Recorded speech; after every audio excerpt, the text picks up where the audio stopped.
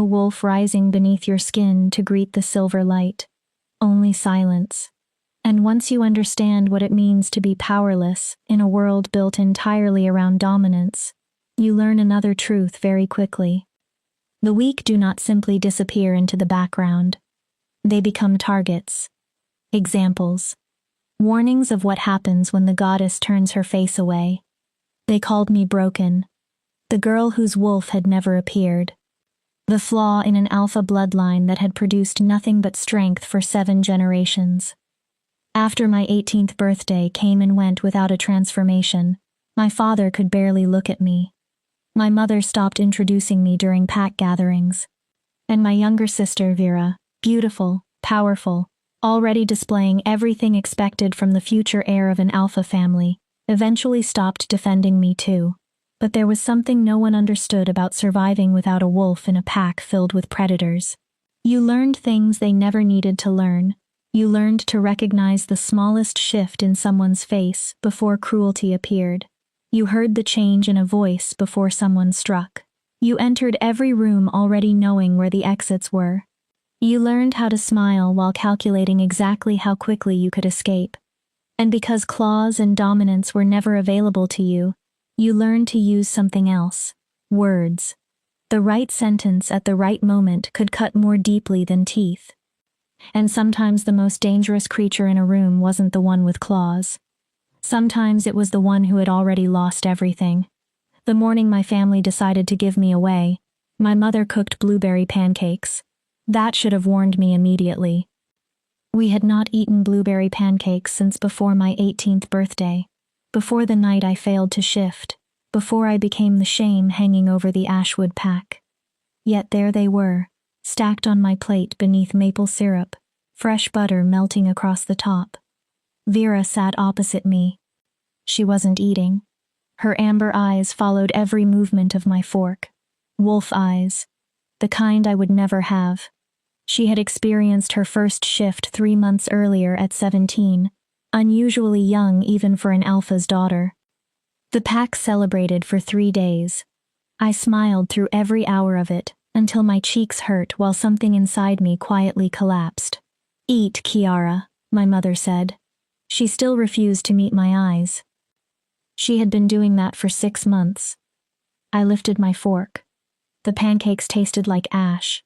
My father entered while I was forcing myself through the last bite. Alpha Ronan Ashwood.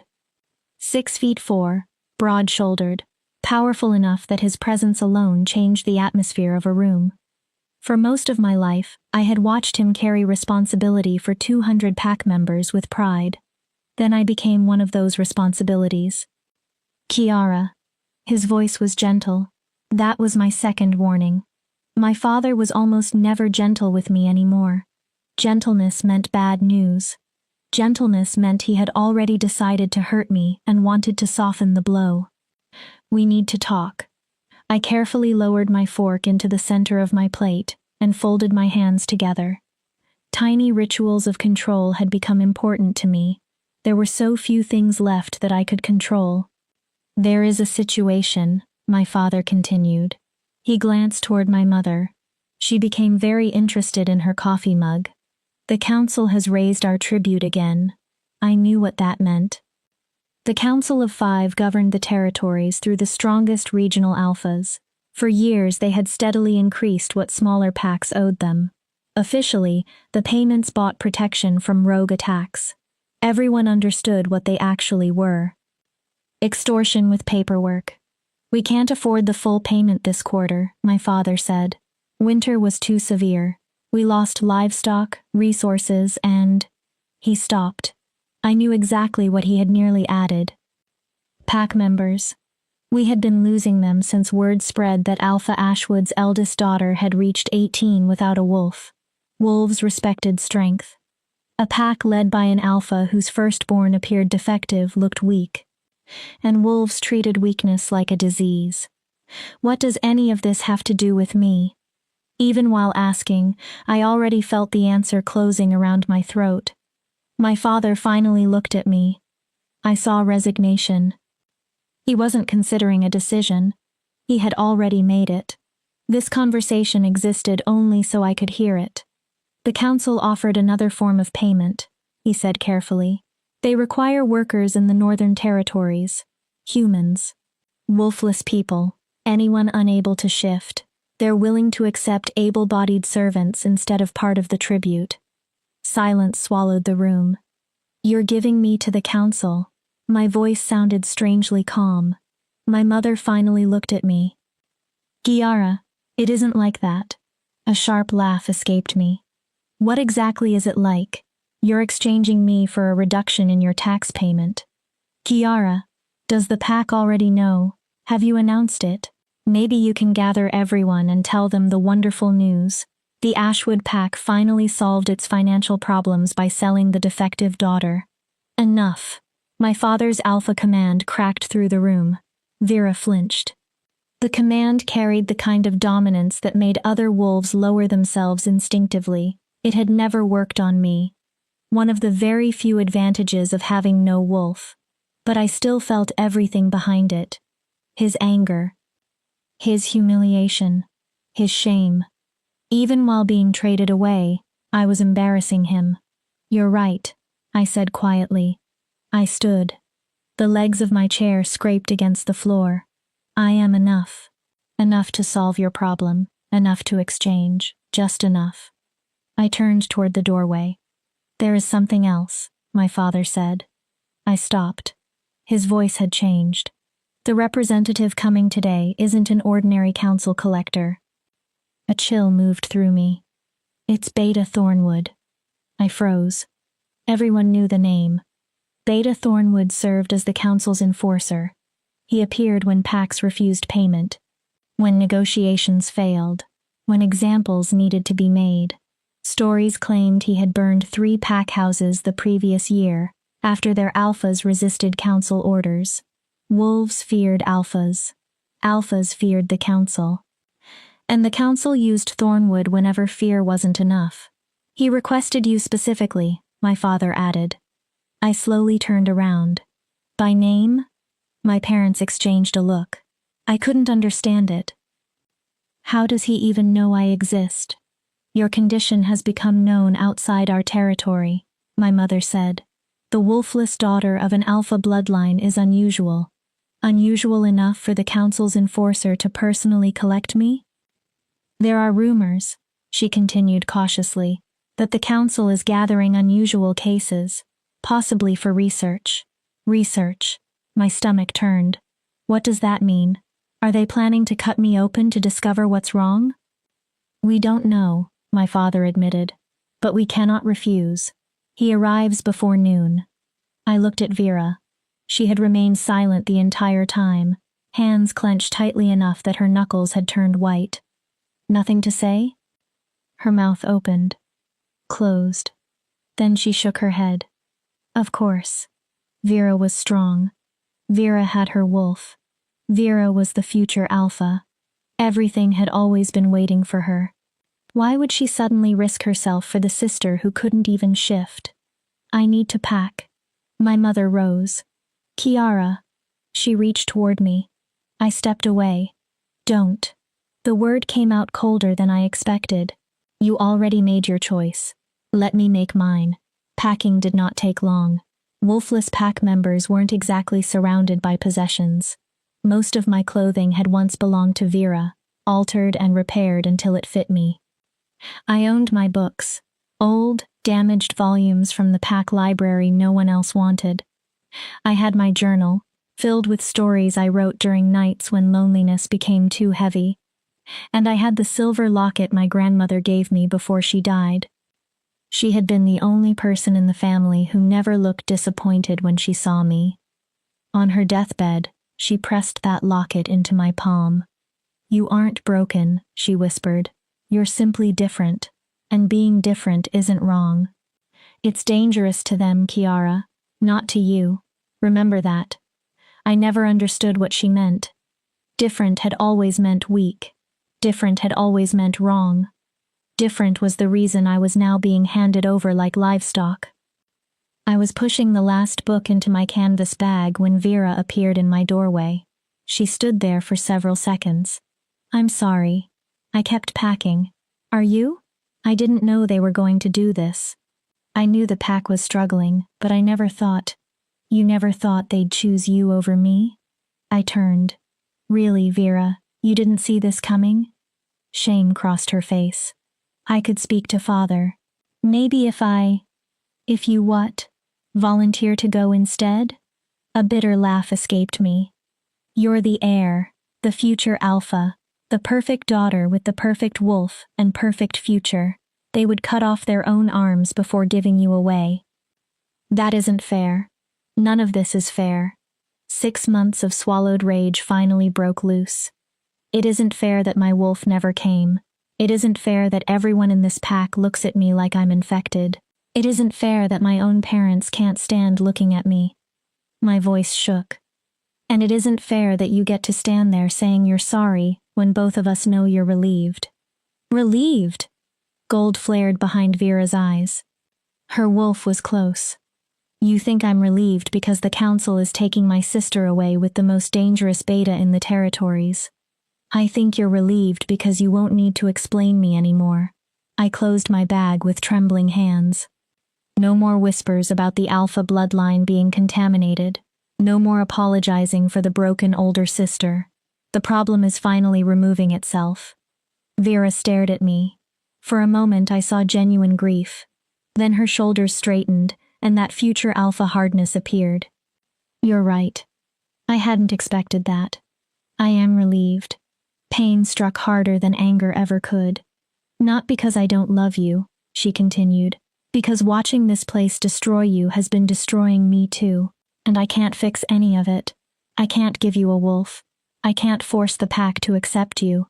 I can't make father look at you the way grandmother did. She moved closer. The forest scent carried by all shifters, pine, earth, something wild, followed her.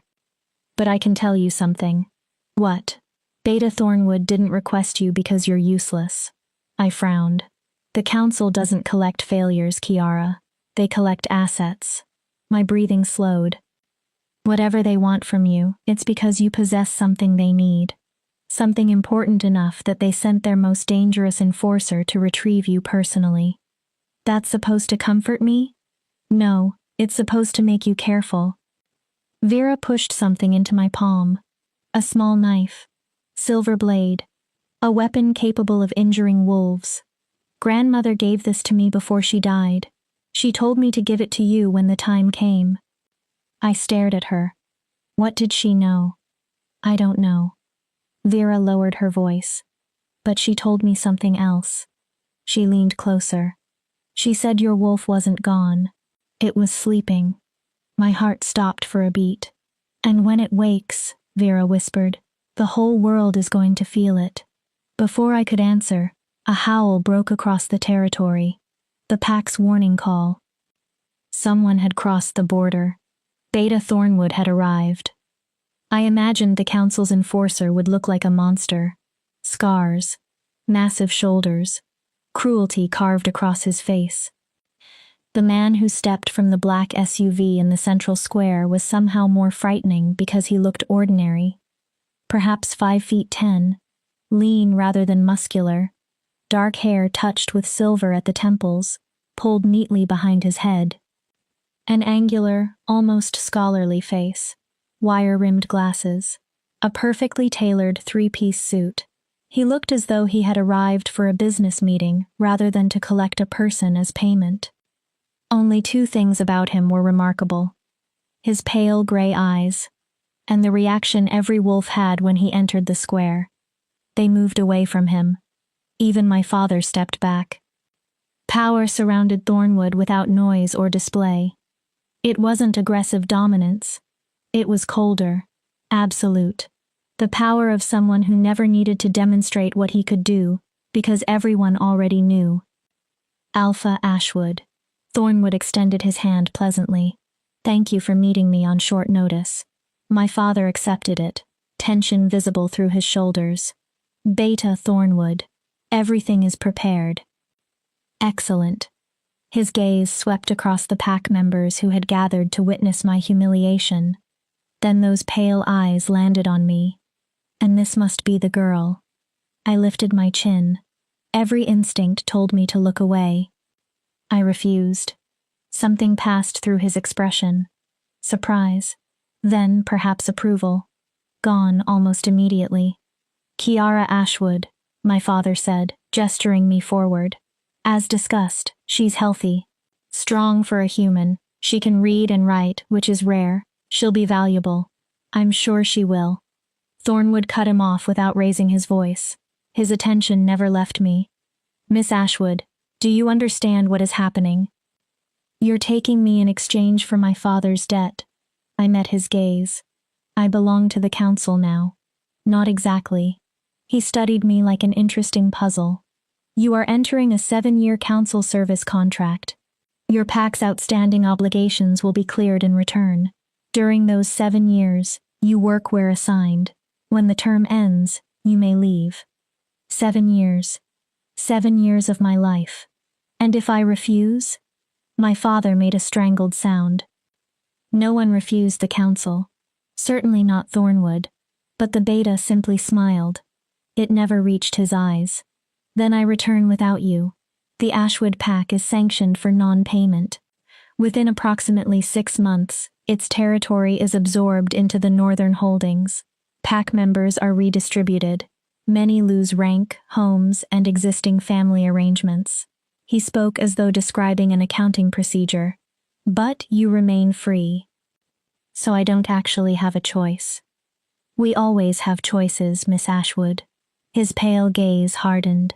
Sometimes every available choice is terrible. He gestured toward the vehicle. Shall we? I turned back once. My father couldn't look at me. My mother cried silently. Vera stood rigid. No one came forward. No one fought. No one was going to save me. I had always known it. Actually seeing them allow me to leave changed something inside me. Something became colder, harder. Goodbye. To them, to the PAC, to the only home I'd ever known. Then I walked toward the SUV carrying one canvas bag, my grandmother's locket, a hidden silver knife, and almost nothing else. Thornwood sat beside me in the back seat. The driver was a wolf. I could smell it. The vehicle pulled away. No one waved. Thornwood passed me a bottle of water and a thick folder. Your contract. Read it carefully. I accepted it. You aren't going where you think. My hands trembled as I opened the folder. The first page contained ordinary service terms. Duration, housing, work obligations. Then I turned the page. My breathing stopped. Destination, Northern Citadel. Assignment, personal service. High Alpha Darius Blackthorn. Special notation. Subject exhibits unique characteristics. Standard protocol waived. Direct assignment approved by the High Alpha. I looked at Thornwood. The High Alpha? Correct. I'm being sent directly to him? Not merely sent. Thornwood adjusted his glasses. You were personally requested.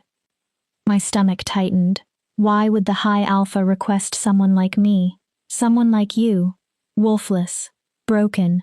For the first time, I clearly recognized the expression in Thornwood's eyes. Satisfaction. As though I had unknowingly passed a test. Someone, he said quietly, who has absolutely no idea what she truly is. The SUV turned north, toward the Citadel, toward High Alpha Darius Blackthorn, toward whatever purpose awaited the wolfless daughter who should not have existed. As the distance between me and my old life increased, something shifted deep inside my chest. Not a wolf.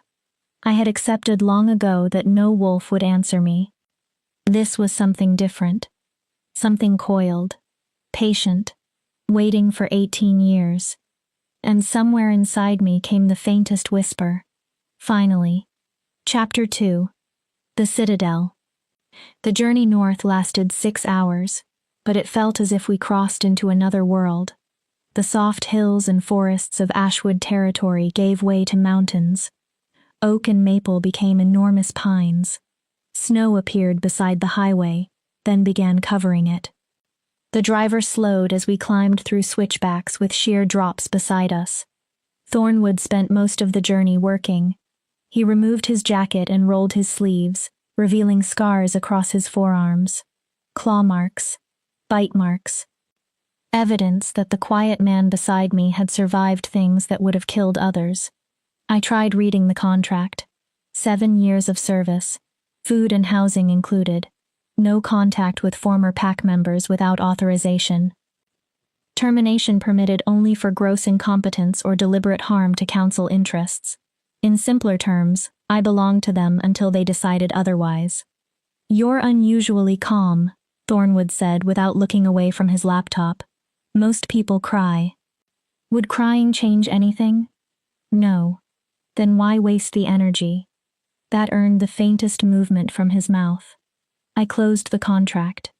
"You said the High Alpha had been searching for someone like me." "I did. What does that mean?" "Not my story to tell. You're taking me to him. I think I deserve to know what I'm walking into." Thornwood finally looked up. "Rights are fascinating things, Miss Ashwood. They exist only while someone stronger agrees to respect them." His gaze sharpened. "In your present situation, worry less about rights. Concentrate on survival." My stomach twisted. Is he going to kill me? Thornwood actually smiled. It made him almost handsome. Almost. "No. How can you be sure? If High Alpha Blackthorn wanted you dead, he wouldn't have bothered sending me. He would have ordered your father to terminate you." The casualness of the sentence made me cold. Then what does he want? Thornwood shut the laptop. "Tell me what you know about the origin of shifters." The question caught me off guard. The same story everyone learns. The moon goddess created wolves to defend humanity against darkness. She gave certain human bloodlines the ability to move between human and wolf form so they could protect both worlds. And what was this darkness? I don't know. The stories never explain it. Just evil. Darkness. The usual thing old legends use when they don't want to be specific. Exactly. He leaned back. Oddly vague, isn't it? Almost as if details were deliberately removed over generations. What does that have to do with me? Everything. The word came quietly. Because your existence, Miss Ashwood, suggests that those stories are either lies or incomplete. Before I could demand an explanation, the SUV rounded another mountain bend. And the citadel appeared. I had expected walls, guard towers, stone fortifications. Instead, the structure seemed to be part of the mountain. Black stone and glass rose directly from the rock. Immense windows reflected the dying light. Towers stretched upward and were connected by bridges so narrow they looked impossible. At the summit stood a palace of dark marble streaked with silver, its spires cutting into the clouds. It was beautiful, terrifying, and something about it made my skin tighten with instinctive warning. "Welcome to the seat of the High Alpha's power," Thornwood said, "home of the Council of Five and center of shifter civilization." "How many people live here?" "Approximately 3,000 permanently. Another 1,000 rotate through as guards, diplomats, servants, merchants, and visiting pack representatives." He indicated the enormous complex. Administrative offices, barracks, servant quarters, and training grounds occupy the lower levels. Ranked pack members and visiting dignitaries use the middle levels. "And the palace?" Thornwood paused. "The upper palace belongs to High Alpha Blackthorn." "Is that where you're taking me?" "Eventually." The SUV entered an underground garage buried inside the mountain. Security checkpoints appeared one after another. Armed guards scanned the vehicle. No one stopped Thornwood, but every pair of golden wolf eyes followed me. I recognized their expressions. Wolfless. Weak. Wrong. We parked in a private section. Thornwood led me through concrete corridors under buzzing fluorescent lights. The air smelled of stone, disinfectant, and something musky enough to quicken my pulse. Fear, I told myself. My own fear. We stopped at a steel door labeled 247. Thornwood placed his palm against a scanner. The door opened. Inside was a white medical room filled with equipment. Scanners, needles, machines I couldn't identify. At the center stood a chair. Restraints hung from both arms and legs. A tall woman in a white coat waited beside it. Her dark eyes were flat and unreadable. "Dr. Reeves," Thornwood greeted. "Kiara Ashwood. The High Alpha's special assignment." The doctor circled me slowly. Wolfless confirmed. 18 years old. Age of first heat? Heat rose into my face. "I haven't." "Infertile," Thornwood said clinically. "Medical records show no heat cycles, no pheromone production, no mate bond response." Dr. Reeves entered something on her tablet. "And bloodline?" "Pure alpha heritage. 7 generations through her father, 6 through her mother." Dr. Reeves grabbed my chin and tilted my face toward the light. "No visible abnormalities. Healthy bone development, clear skin." She released me. By external indicators, she should have shifted. But she didn't, Thornwood said. The doctor's eyes sharpened. "That is why she is here." She pointed to the chair. "Sit. I need blood, saliva, hair follicles, and a complete physical scan." I didn't move. "What happens if I refuse?" Dr. Reeves looked toward Thornwood. The beta removed his glasses and pinched the bridge of his nose. "We can handle this voluntarily," he said. "Or I can restrain you, and Dr. Reeves can obtain the samples while you scream." His voice remained perfectly calm. "The High Alpha requires you functional." He did not specify comfortable. That answered my question. I sat. Dr. Reeves immediately approached with a needle. The following hour stripped away what remained of my dignity. Blood from both arms. Saliva. Hair pulled from the roots. Scans that made me feel naked despite my clothing. Thornwood stood near the door, absorbed in his phone. I concentrated on breathing. Not crying. Not showing them how vulnerable I felt. Finally, Dr. Reeves stopped. "Remarkable." She stared at the results. "What?" "Her DNA contains every expected shifter marker."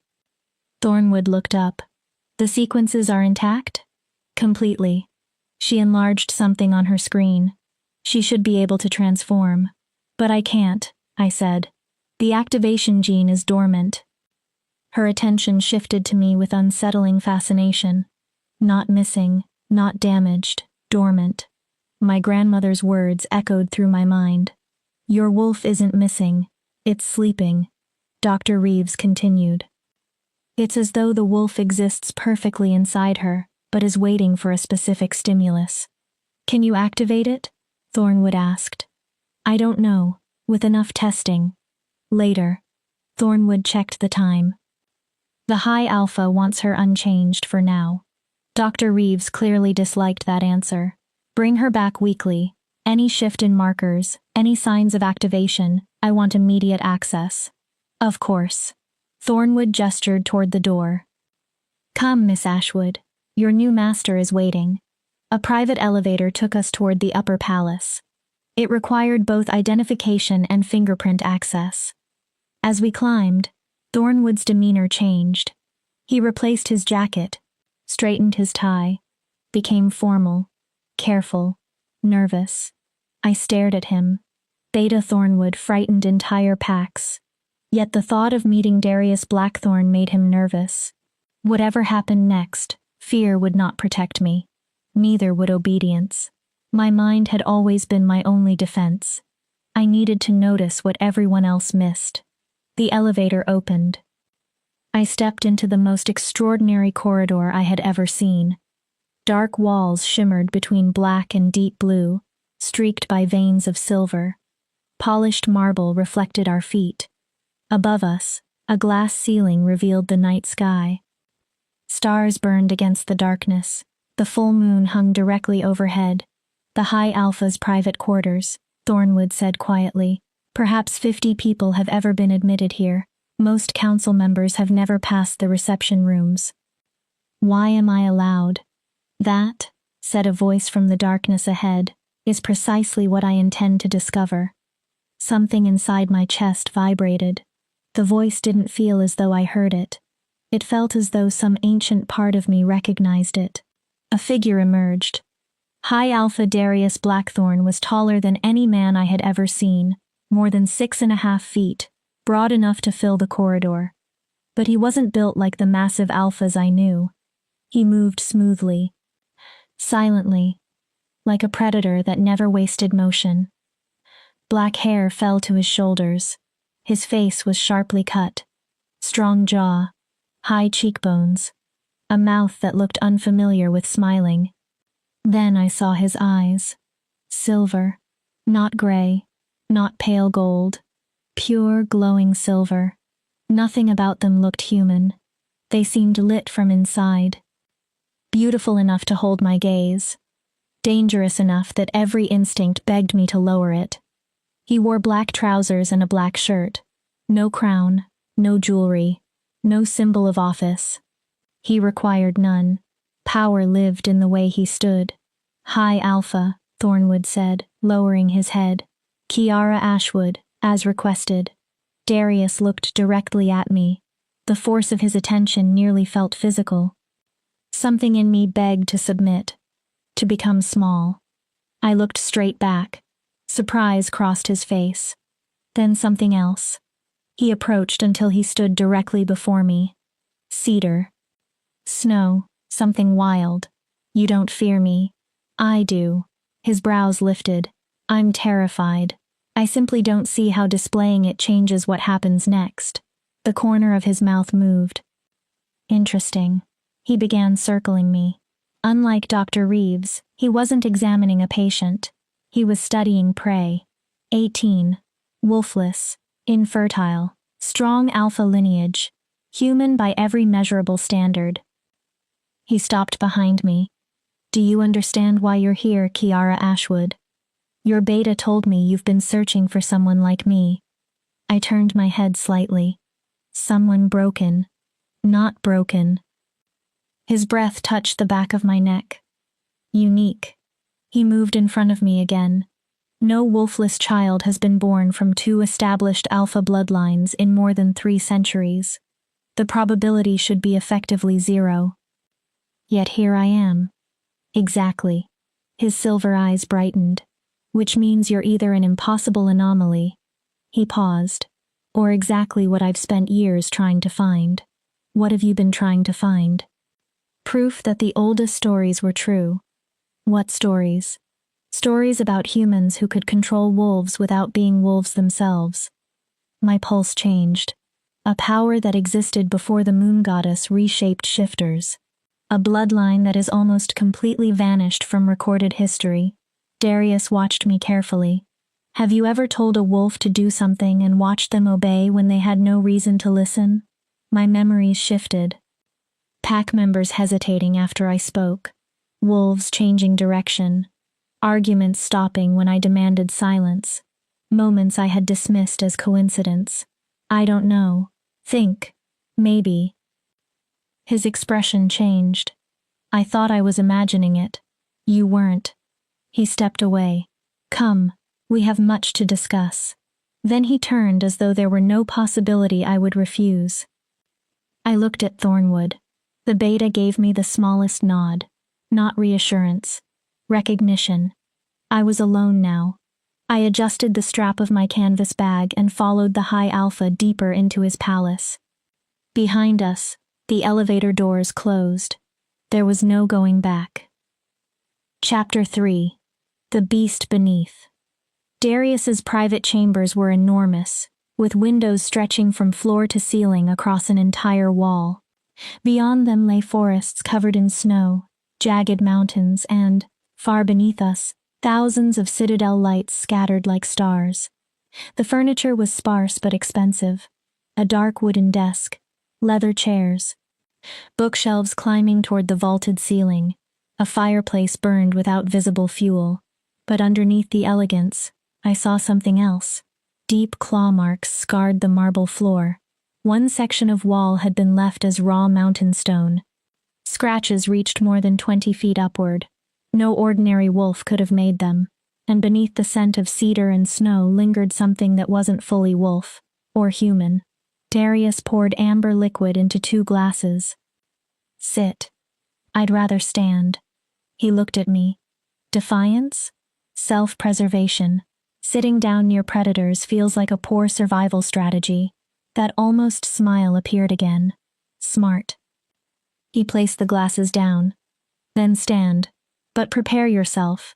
I've been traded by my family, examined like livestock, and delivered into a mountain palace to meet an alpha with impossible eyes. I folded my arms. I think I'm prepared. Are you?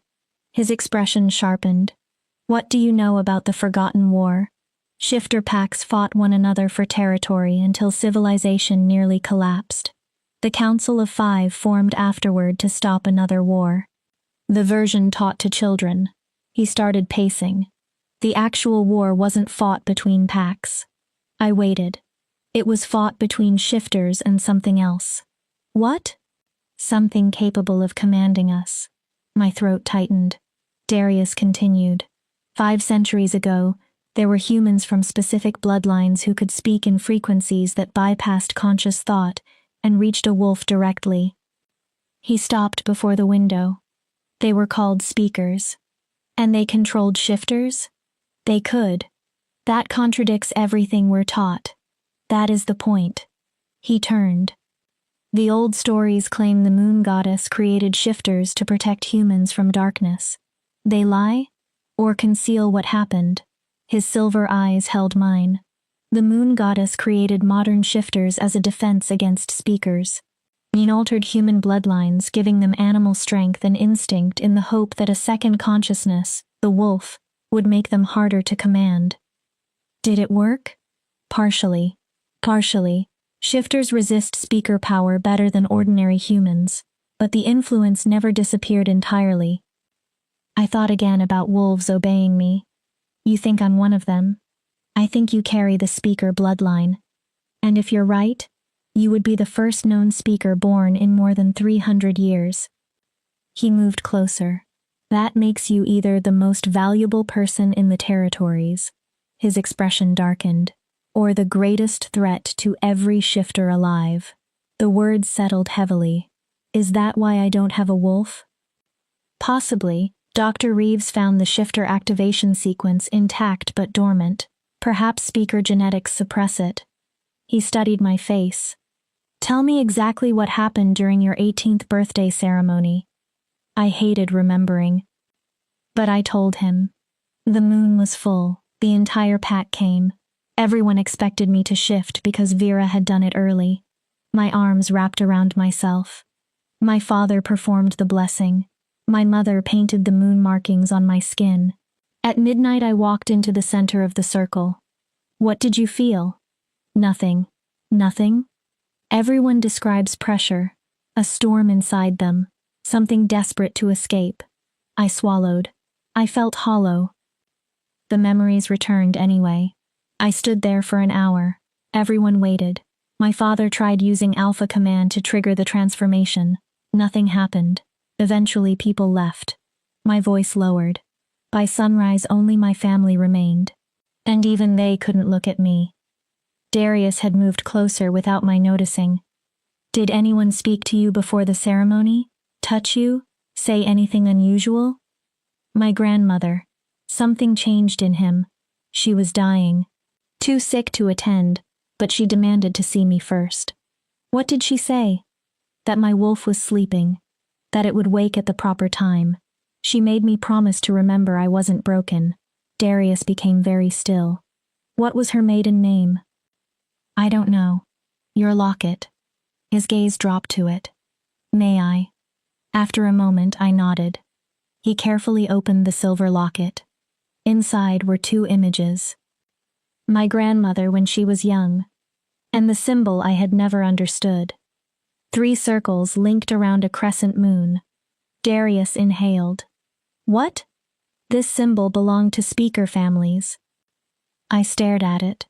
The circles represent body, mind, and voice. The crescent symbolizes incomplete lunar power, something that changes, but never entirely disappears.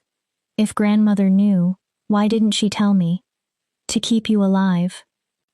My stomach tightened. From whom? The council. Darius closed the locket. The first permanent law in the Council's founding documents orders the immediate elimination of suspected speaker bloodlines. I stared at him. You're the High Alpha. Yes. You lead that council. Yes. Then, why am I still alive? Pain appeared behind his silver eyes. Something old. Because I am not like other shifters. He paused. I'm not entirely a wolf. Before I could ask what that meant, his body changed. I had seen hundreds of transformations. Usually they happened in seconds. Bones shifted. Power flashed. A wolf replaced the human. Darius's transformation was nothing like that. His bones cracked violently. His body twisted. Muscle and skin changed too slowly. He fell to his hands and knees. Fur appeared across flesh that seemed unable to decide what form it wanted. His face stretched between human and animal. Pain blazed through his silver eyes. I should have escaped. Everything inside me told me to run. Instead, I dropped beside him. What's happening? His head jerked toward me. Don't touch. The words were half growl. Can't control. But my hand had already reached his shoulder. The instant we touched, everything stopped. His transformation froze between forms. Something connected between us. Not emotion, not thought. A frequency. Like a lock recognizing the correct key. Without understanding what I was doing, I whispered, "Be still." Power moved through the room. Darius shuddered. Then the transformation resumed. Smoothly. Controlled. And seconds later, I was staring at something that wasn't a wolf. The beast stood almost 8 feet at the shoulder. Black fur absorbed the firelight. Its head was enormous. Its jaws looked capable of crushing stone. Silver eyes remained fully conscious. A direwolf, a creature from legends, supposedly extinct for centuries. "You're beautiful." The words escaped before I could stop them. The enormous animal lowered its head until those silver eyes met mine. Warm breath washed over my face. Then Darius did something I never expected. He pressed his head against my chest, directly over my heart. A low sound rumbled through him. Not quite a growl, almost a purr. Submission. From the High Alpha, the strongest shifter alive. To me, the wolfless girl everyone had thrown away. I slowly placed my hand into his fur. Thick. Warm. Beneath it, his heartbeat rolled like distant thunder. "I don't understand."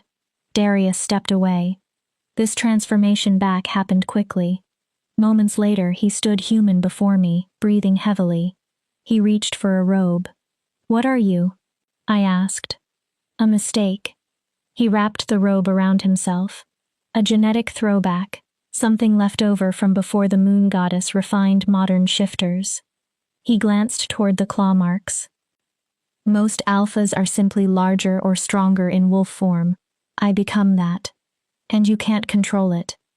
"Not completely. Every shift requires enormous concentration. If my focus ever fails, I could disappear into the beast permanently. But when I touched you, I transformed perfectly." His gaze fixed on me. "Because you commanded me." I stared at my hand. I only wanted to help. Intent is irrelevant. Power isn't. He laughed without humor. "You controlled the High Alpha with 2 words. What does that mean?" "It means if you can command me, you may be capable of commanding any shifter alive." My stomach twisted. "The first speaker in 3 centuries, he continued, "and you've just demonstrated that your bloodline still works." I met his eyes. "So what happens now?" He said nothing. "You told me the council executes speakers. Are you going to kill me?" "No." His answer was soft. "Certain. I'm going to train you." I blinked. "You need control before you accidentally command every wolf around you. And what do you get?" Darius approached. "You help me break what has been destroying me." "The curse?" "If anyone can reach the foundation of shifter magic, a speaker can. And if I refuse?" You won't. I stiffened. That sounds like a threat. It isn't. His voice dropped. You felt what happened between us. He lifted a hand toward my cheek but moved slowly enough that I could step away. I didn't. His palm touched my skin. Speakers and shifters were not originally enemies, Kiara. They were partners. Two parts of one system. Mate bonds? Older. His touch sent a strange current through me. Your wolf is asleep because it's waiting for permission. From the moon? From you. I almost laughed. That sounds insane. Does it? Your grandmother said exactly the same thing. He leaned closer. Perhaps your wolf wakes only when you accept the part of you that demands control, alongside the part meant to carry shifter instinct. My breathing changed. And you think you can help? I think I'm the only shifter strong enough to survive both. Meaning, another wolf might attempt to dominate you. His silver eyes burned. Or your power might destroy them. He stepped back. I can meet you without doing either. This was too much. Hours earlier I had been unwanted. Now the High Alpha was telling me I possessed forgotten power capable of controlling every shifter in existence. I need time, of course. But you said the council. Time is limited. His expression hardened. They meet in 1 month. They expect to inspect you. They believe you're merely a wolfless servant. And if they discover the truth? He didn't answer. He didn't need to. Where am I supposed to stay? Here. In your palace? I'll tell the staff you're my personal assistant. Your rooms are next to mine. Training begins tomorrow night. Why night? My control is weakest then. He opened a nearby door. A bedroom waited beyond. You will not leave the palace level without permission or an escort. I stared at him. Am I a prisoner or a guest? Neither. Silver eyes reflected the fire. You're a secret. He turned away, then stopped. One more thing. His gaze dropped toward my bag. The silver knife Vera gave you. My heart lurched. How did you keep it near you? He ignored my question. If I ever lose myself completely, use it. You mean kill you? I mean survive. His expression gave me no room to misunderstand. If the beast becomes a threat, cut deeply and quickly. Silver is the only thing likely to stop me. Then he left. I entered the beautiful room that had become mine and closed the door. Only then did my legs fail. I slid to the floor. A speaker. The High Alpha was a dire wolf. My wolf might be sleeping rather than absent, and Darius wanted me to break his curse. Something moved deep inside my chest again, like an enormous eye slowly opening. I removed my grandmother's locket. 3 circles. Body, mind, voice, the incomplete moon. What am I? I whispered to her picture. No answer came. My grandmother was dead. The only person who seemed capable of giving me answers was the monster sleeping somewhere beyond my room. I touched the knife. I wondered whether I would truly use it if necessary. Then I closed my eyes, knowing some of the nightmares waiting for me were real. Chapter 4. The first lesson. I barely slept. Whenever I closed my eyes, I saw Darius caught between forms. I heard his bones breaking. Felt again the instant my voice stopped his transformation. Remembered the impossible weight of his direwolf head resting over my heart. By dawn, I had paced so much that I had nearly worn a path through the carpet. My handful of books now occupied a shelf meant for far more possessions. My old clothing looked absurd inside the enormous wardrobe.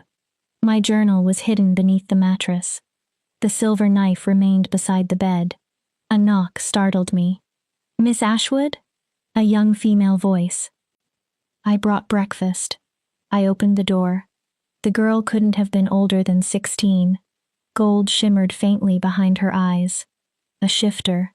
Her scent and posture suggested Omega rank. Thank you. I accepted the tray. What is your name? She blinked. Luna, miss. Luna. If you require anything, there's a bell beside your bed. I'm assigned to this wing. I stepped aside. Can I ask you something? She entered reluctantly. Being alone with a wolfless human clearly made her uncomfortable. What is the High Alpha really like? Her eyes widened. Miss, I shouldn't. I'm not asking for gossip. I carefully softened my voice. Now that I knew words might be dangerous, I no longer trusted even ordinary speech. I'm going to be working closely with him. I'm frightened and alone. Anything you can tell me may help. Her shoulders relaxed slightly. He's demanding. He expects perfection, but he isn't cruel without reason. He has no favorites, no close relationships that anyone knows about. And the staff? We respect him. She hesitated. And fear him. Why? Sometimes, late at night, we hear things from the restricted wing. Her voice lowered. Sounds that aren't human. But they aren't Wolf either, like something inside him is trying to escape. My skin prickled. There are rumors he's cursed, Luna continued, that the moon goddess punished him for something ancient. People say he's losing control. Has he hurt anyone? Not since I've been here. She glanced toward the doorway. But, years ago, a visiting alpha challenged him publicly, questioned whether he was fit to rule. What happened? The High Alpha transformed inside the council chamber. Luna swallowed. Not into a normal wolf. I already knew. The challenger disappeared after that. No one challenged Darius again. So the council either knew or strongly suspected Darius's true nature. They permitted him to rule because opposing him was more frightening. That was not stability. It was a room full of explosives, and apparently I was now standing beside the fuse. Thank you, Luna. She curtsied and quickly left. The breakfast she delivered was better than anything my family had ever given me. Fresh fruit, eggs, warm pastries. I ate without tasting it. Could Darius be manipulating me? Perhaps everything he'd said about speakers was designed to make me dependent on him. But I couldn't deny what happened when I touched him. His submission had been real. My command had been real. Whatever his motives, I possessed power over him. The only question was whether I had the courage to use it. The day moved slowly. I tried reading. Couldn't focus. Tried writing. The words felt useless. Mostly I stared over the northern territories and wondered whether my family thought of me, whether Vera felt guilty, whether my father regretted anything. Probably not. The problem had removed itself. Near sunset, the atmosphere shifted. The hair along my arms rose. Something deep inside me responded. Before anyone knocked, I knew. Darius was coming. I changed into practical clothing. Dark trousers, loose shirt, boots. I braided my hair and pushed the silver knife into one boot.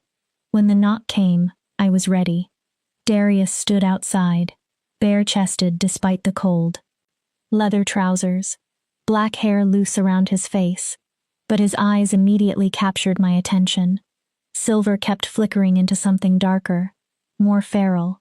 The beast is closer tonight, he said. His voice sounded rough. Good.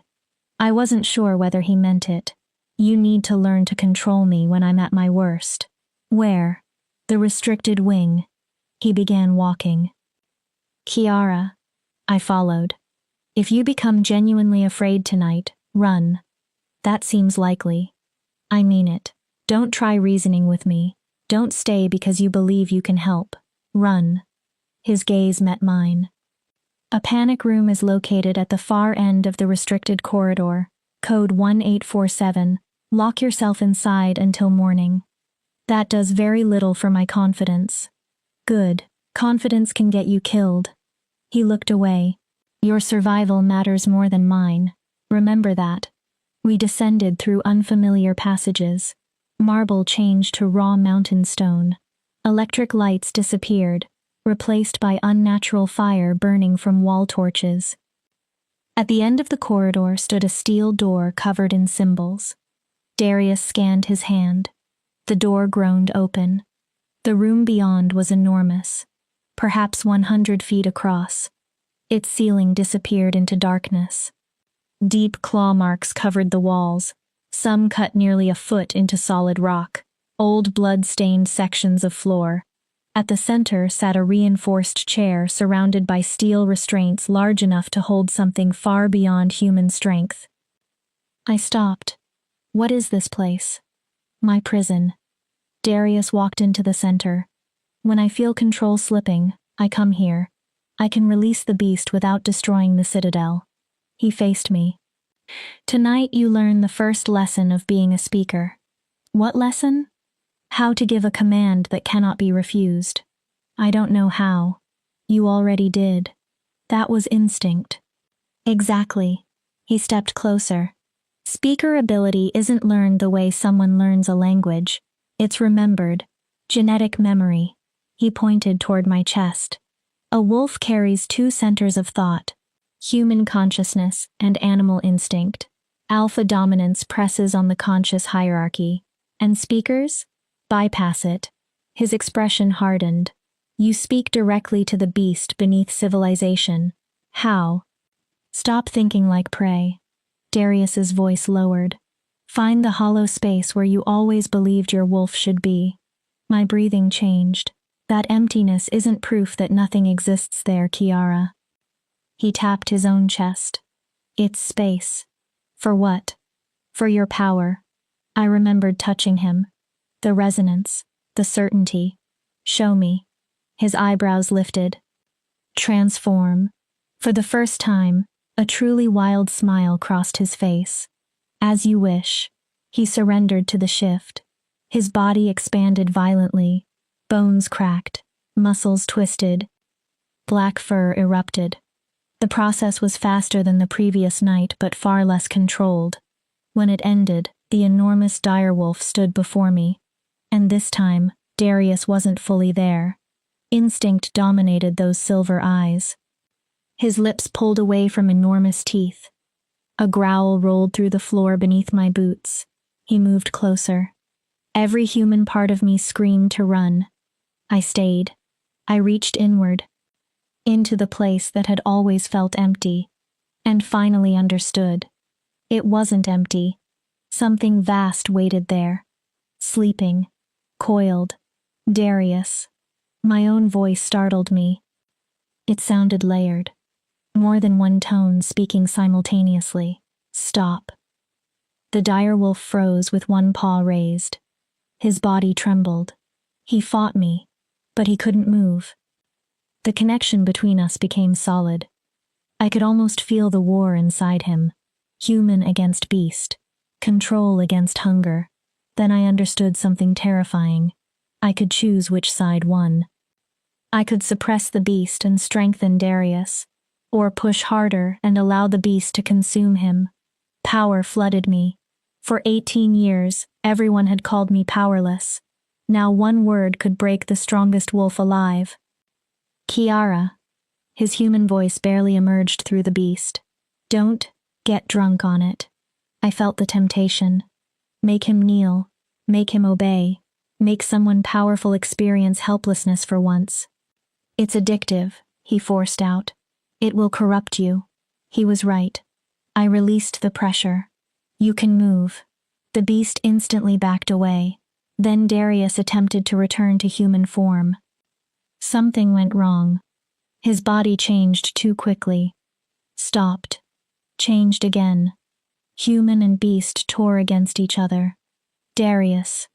I approached. Listen to me. He couldn't. His body remained trapped between forms. Pain filled his eyes. I grabbed both sides of his malformed face. Be human. Power surged through me. Be Darius. Come back. His entire body jerked. The speaker command found both halves of him. His transformation completed. Suddenly human skin rested beneath my hands. Darius collapsed against me. His weight took both of us to the floor. His body trembled. I've got you. The words surprised me. I meant them. You're here. You're human. He lifted his face.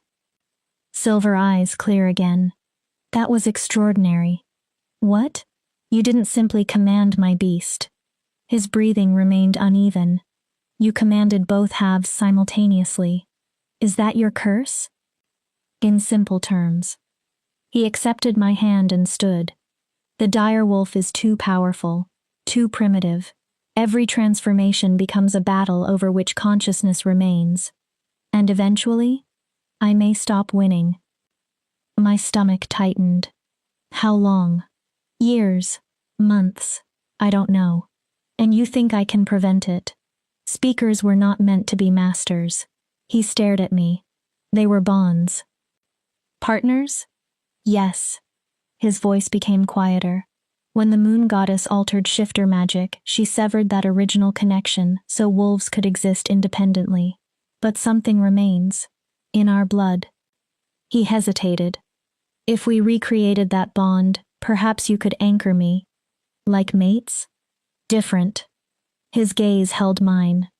Mate bonds are romantic and chosen. Speaker bonds are older, fundamental. Once created, they end only with death. I stared. You're asking me to bind my entire life to you. Yes. I'm 18. I know. I don't even know what I am. I know. And you expect me to become responsible for stopping your beast forever? Pain crossed his face. I know how unfair that sounds. He took my hand. You deserve more than becoming a cage for a monster. Then why ask? Because your danger is as great as mine. His fingers tightened slightly.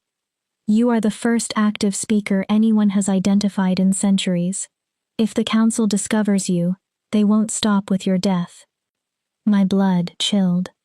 They will examine your entire bloodline and eliminate every possibility that another speaker could be born. My family. Yes, the same people who gave me away. And yet the thought still hurt. If you are bonded to me, Darius continued, you gain my protection and a legitimate place beside the High Alpha. So we save you by stabilizing the beast, and protect you from the council. He paused. Perhaps we recover something both our bloodlines lost. What? Connection. Another pause. Purpose. Then, belonging. That word struck deepest. Belonging had been the thing I wanted my entire life. But binding myself to Darius meant abandoning any chance at normal freedom. Then I remembered something. I had never been free. My pack controlled my life through shame. My wolflessness became its own prison. At least Darius offered purpose. And choice. I need time. He immediately released my hand. To understand the power. To learn control. Then take it. I'm not refusing. His eyes searched mine. But I'm not agreeing yet. Fair. We continue training? Every night. And if the council finds out before I'm ready? Darius's expression changed. The man vanished. The High Alpha returned. Then I do whatever survival requires. His silver eyes became cold. Even if that means war with the council. The certainty should have terrified me. Instead, it comforted me. No one had ever promised to fight for me. Same time tomorrow? He almost looked surprised. Yes. Then his expression became serious. Tonight went better than expected. Don't become careless. Why? The beast knows you now. A chill moved through me. It knows your voice can control it. Next time, it will resist. Will you still be able to control it? I don't know. He walked me back. At my doorway, he stopped. You did well tonight, Kiara. Sleep well. The words sounded foolish. A man battling a monster inside himself probably hadn't slept well in years. His small smile suggested he understood exactly what I was thinking. Then he disappeared down the hall. I entered my room. 24 hours earlier, I had believed myself worthless. Now I could command the strongest shifter in the territories. I didn't know whether that was salvation or damnation. I opened my journal, intending to write. My hands shook too much. So I drew instead. The dire wolf. Black fur, massive jaws, silver eyes. When the picture was finished, that sleeping place inside me stirred. Recognizing him. Wanting something I couldn't name. What am I becoming? The room remained silent. Far beneath the palace came a howl from the restricted wing. It could have been Darius, or the beast inside him dreaming of freedom. Chapter 5. The Deepening Bond. 3 weeks passed in sleepless days and dangerous nights. Every evening Darius collected me. Every evening we entered the restricted wing. Every evening his beast fought harder. The first resistance was almost nothing. A slight delay after a command. Half a second. By the third night, the direwolf snarled before obeying. By the end of the first week, every order became a contest. My will against something ancient that increasingly understood I was wrapping chains around it. "You're stronger," Darius said after one brutal session. We sat across the room from each other, equally exhausted. He was human again, wrapped in a robe, sweat darkening his hair. It doesn't feel like it. I rubbed my temples. Every night becomes harder. Because the beast is adapting. He moved closer but kept several feet between us. "You are too." "How?" "Your commands were blunt at first. Stop, shift, return." He studied me. "Tonight, you told me to calm down. You didn't simply control my muscles. You altered emotion." I felt that. It is extraordinary precision after 3 weeks. I touched my locket. Something else is happening. "What?" "This gets warm every time I use my power." I removed it. The 3 circles looked faintly illuminated. Darius leaned closer. "May I?" I handed it to him. Instantly, I felt weaker. Not dramatically, more like noticing a familiar sound only when it disappeared. Darius studied tiny marks inside the metal. "This isn't merely a family symbol. What is it?" "An amplifier." He showed me patterns almost too small to see. Pre-purge magic. Grandmother wore it every day. To everyone else, it was ordinary jewelry. He returned it. Warmth flooded through me the moment my fingers touched the silver. But speaker power activates it. It stores excess energy. Like a battery. Exactly. I fastened it around my neck. "Am I going to need one?" His expression darkened. "The council meets next week." My headache suddenly felt less important. "They want to inspect you. Thornwood will be there." "Yes." He already knows. Darius's gaze sharpened. He suspected something before he collected me. My contract called me unusual. He told me I had no idea what I was. Suspicion isn't proof. Darius leaned closer. "As long as we preserve uncertainty, we're safe. And if I accidentally command someone, they'll attempt to kill us." "Attempt?" His tone became cold. "I've spent years accumulating power, allies, and contingencies. If the council chooses war, I will not surrender quietly." I believed him. "But I cannot protect you if you expose yourself before you're prepared." "So how do I hide something I can feel constantly?" "Explain." Every shifter feels loud now. I pressed fingers against my temples. 1,000 voices without actual words. Wolves everywhere. Their emotions, instincts. It's like hearing conversations in a language I'm only beginning to understand. "You don't silence them." Darius sat closer. "You learn to hear without answering." "How?" "Close your eyes." I did. "Feel my beast." It appeared immediately in my awareness. "Describe it." "Enormous." I breathed slowly. Like a storm pressed into a small space. Layers and layers of control over something furious. Good. And underneath, I concentrated. Fear. Darius went still. The beast isn't frightened. It is. I understood it suddenly. It's furious because it's trapped. You've locked it away so long that rage became the only voice it has. My own memories surfaced. Being denied. Being treated as wrong for existing. I know what that feels like. Instead of reaching toward the beast with command, I reached with recognition. "I see you." Not words. Feeling. I know what it means when everyone decides what you are should disappear. The response stunned me. The rage faded. Curiosity replaced it. Then loneliness hit me so strongly that tears stung my eyes. The beast had spent years conscious inside Darius, powerful, feared, unable to speak, controlled by the only human capable of hearing it. Darius. I opened my eyes. Your beast doesn't want to destroy you. His expression changed. What did you do? Nothing. Kiara, it calmed. I didn't command it. His fingers trembled. I talked to it. With speaker power? With empathy. I slowly took his hand. You've spent your life fighting an internal war. His silver eyes remained fixed on me. What if you're fighting the wrong battle? What do you mean? What if the beast isn't supposed to be suppressed? I leaned closer. What if you're supposed to accept it? That would destroy me. Or reveal you. Kiara, the beast is honest.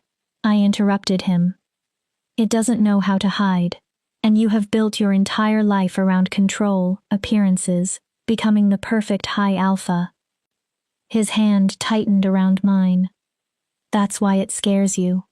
If I release it, you may not disappear. I whispered. You may finally become whole.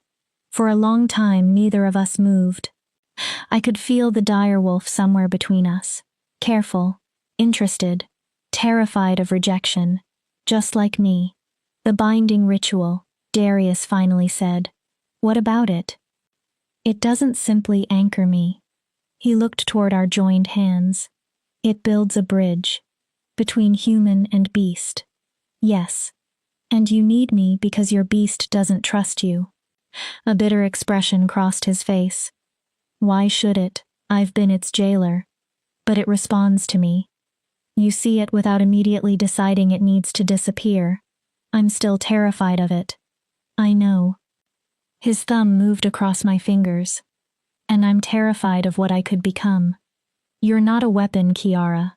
I'm beginning to think I'm both a person and a weapon. Then we're alike. He stood.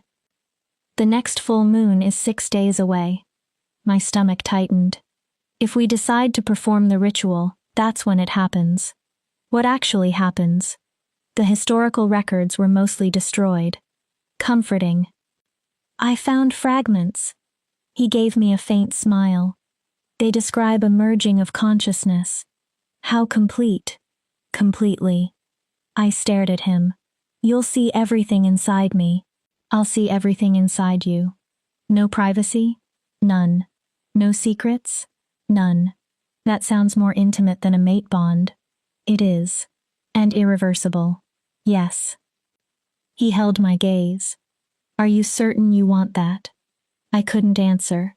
6 weeks earlier, I had no future.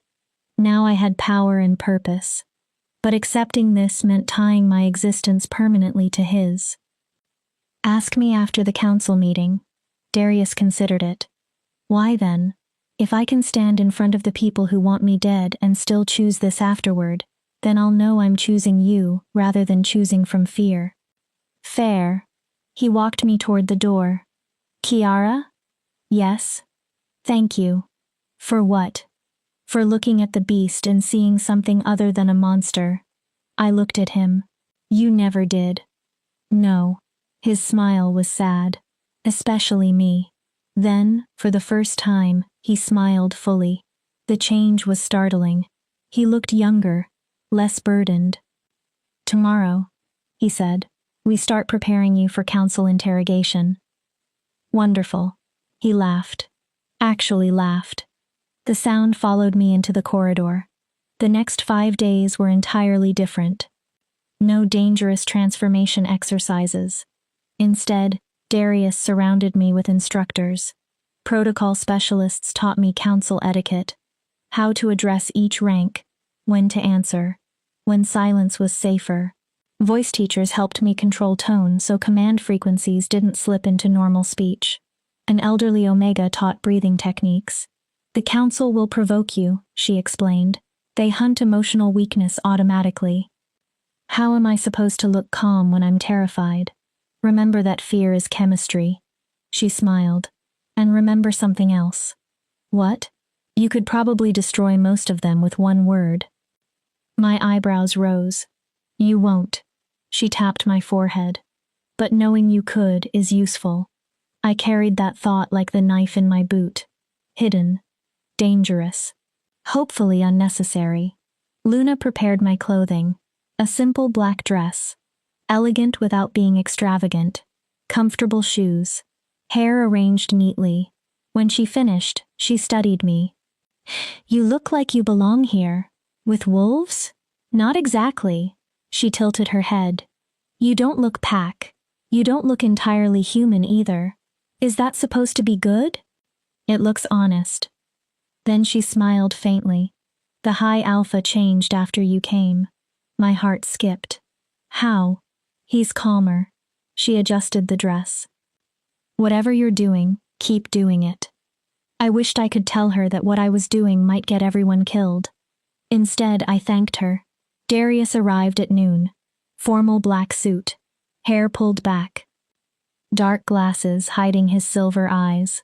He looked nothing like the man who trained with me. This was the high alpha. Ready? No. His mouth twitched. But I'm going anyway. Good answer. He offered his arm. I accepted. The council chamber occupied the highest public level of the citadel. It was circular, surrounded by windows overlooking the territories. 5 enormous chairs formed a semicircle, each made from a different material. Stone, wood, metal, bone, and something uncomfortably similar to petrified flesh. 4 chairs were occupied. Thornwood sat in the metal chair. The enormous male in stone was covered in scars. Alpha Kron, a silver-haired woman, occupied the wooden chair. Alpha Morgana. The thin, nervous man in bone was Cyrus. Darius's flesh-colored seat remained empty until he led me forward. Then he took it. Instantly, his presence changed. Pressure filled the chamber. High Alpha. Absolute. I stood alone before 4 powerful shifters, and the man who might become bound permanently to my soul. Morgana spoke first. Kiara Ashwood, 18, Wolfless, infertile, daughter of Alpha Ronan Ashwood. She examined her tablet. Your medical records are fascinating. Her eyes lifted. How does it feel to exist so close to power and know you'll never possess it? I breathed slowly. Like being hungry outside a restaurant. Cyrus laughed sharply. You smell the meal, I continued, and watch everyone eating, but the door is locked and you don't have the key. I like her, Cyrus said.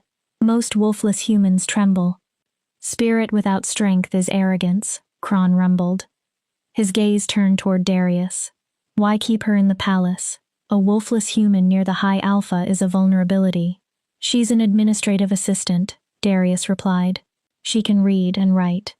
Practical, then. Thornwood leaned forward. Not sentimental. Precisely. Thornwood looked at me. Miss Ashwood, have you experienced anything unusual since arriving? My heart accelerated. Everything about the Citadel is unusual.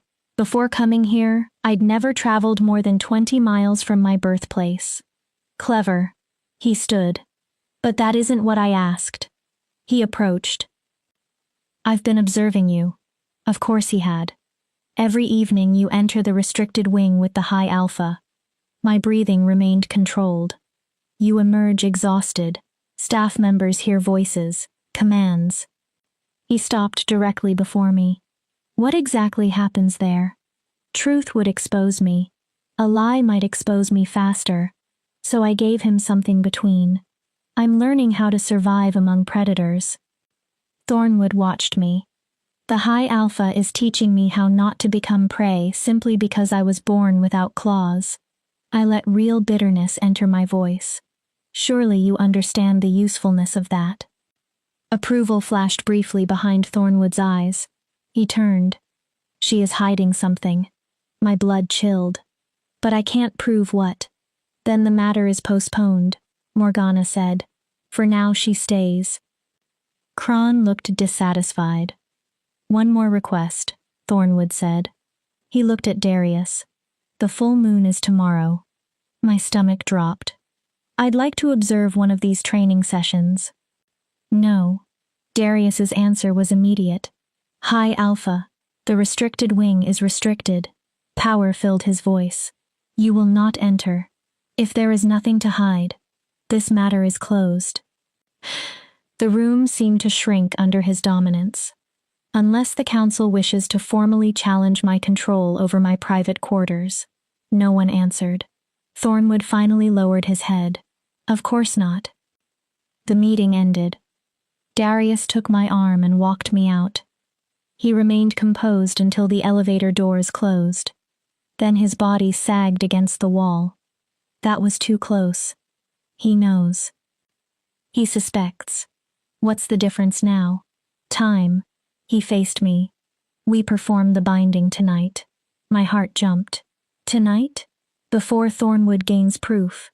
Once the bond exists, your changing abilities can be explained as a rare sympathetic bond caused by prolonged exposure to my alpha power.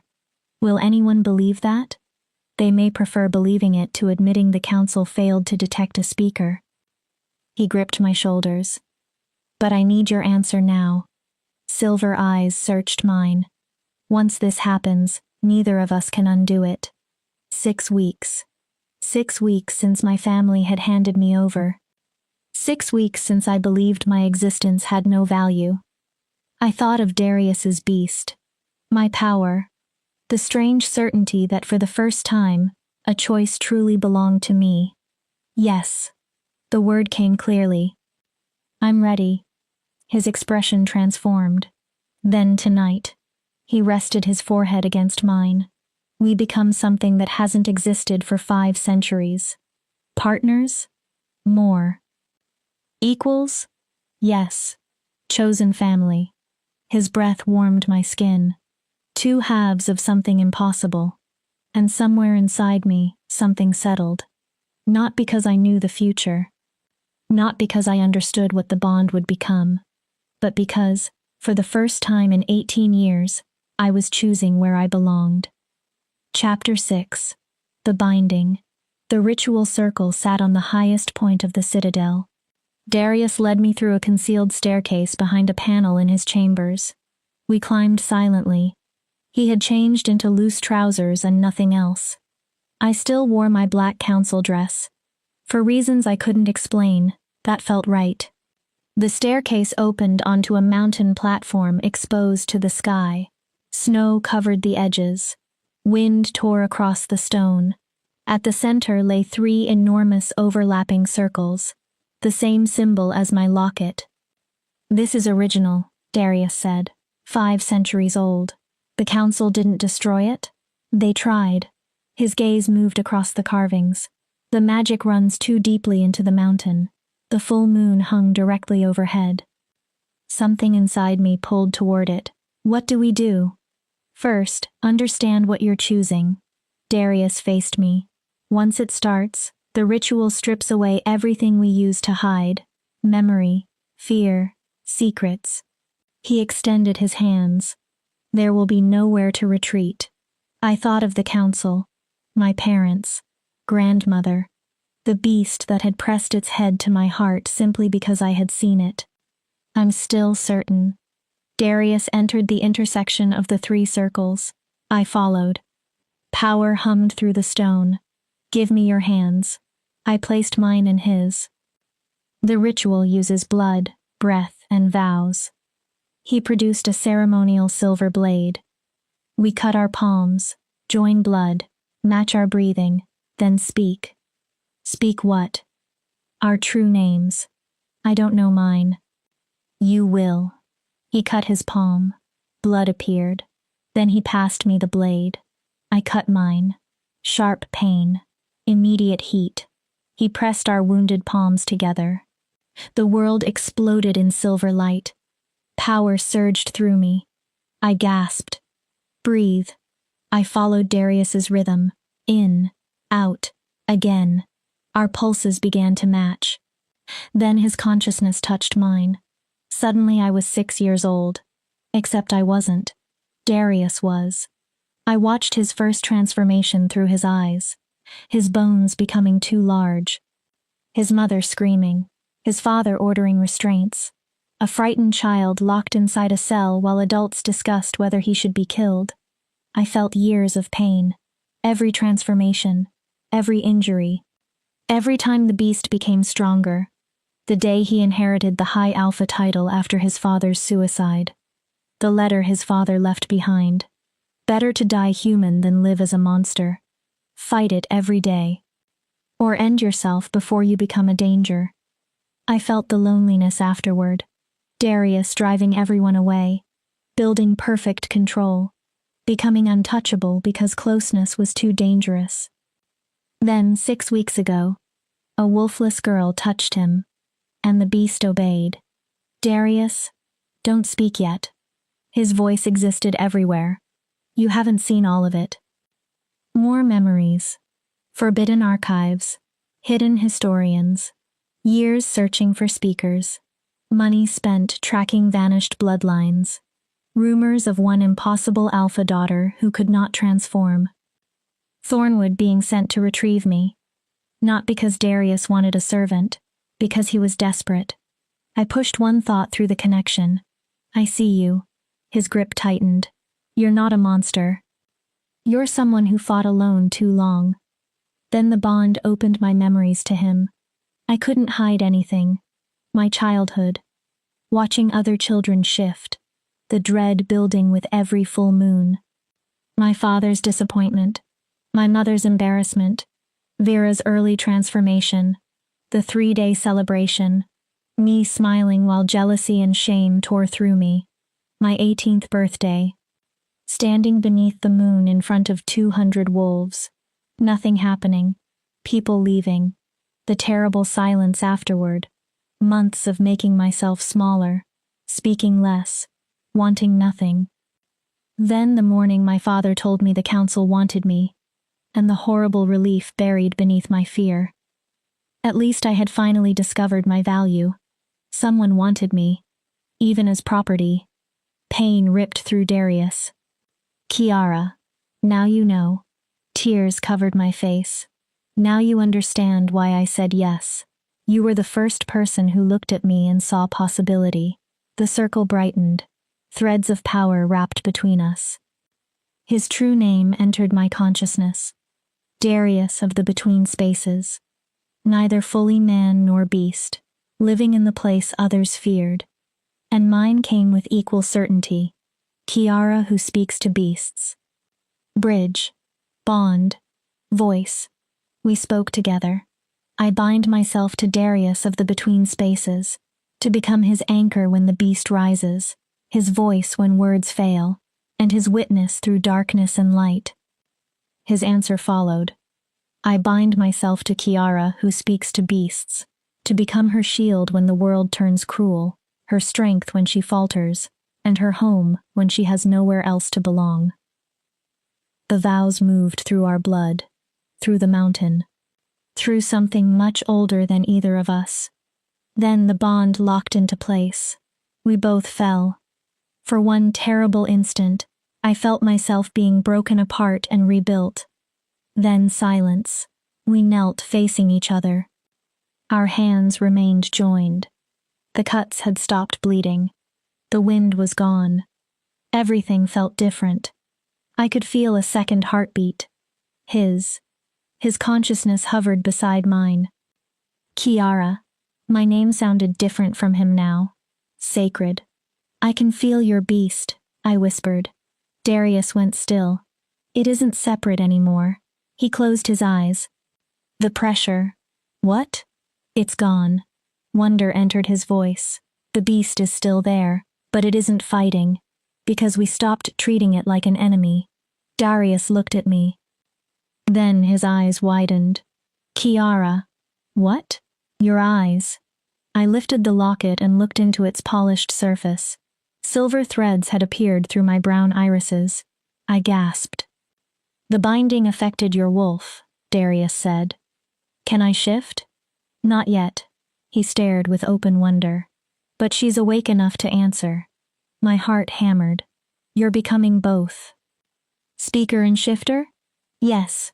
His expression changed. Something that may not have existed since before the Forgotten War. I stared at my reflection. Is that what grandmother knew? Possibly. Darius stood quickly and pulled me up. We need to get inside before anyone sees.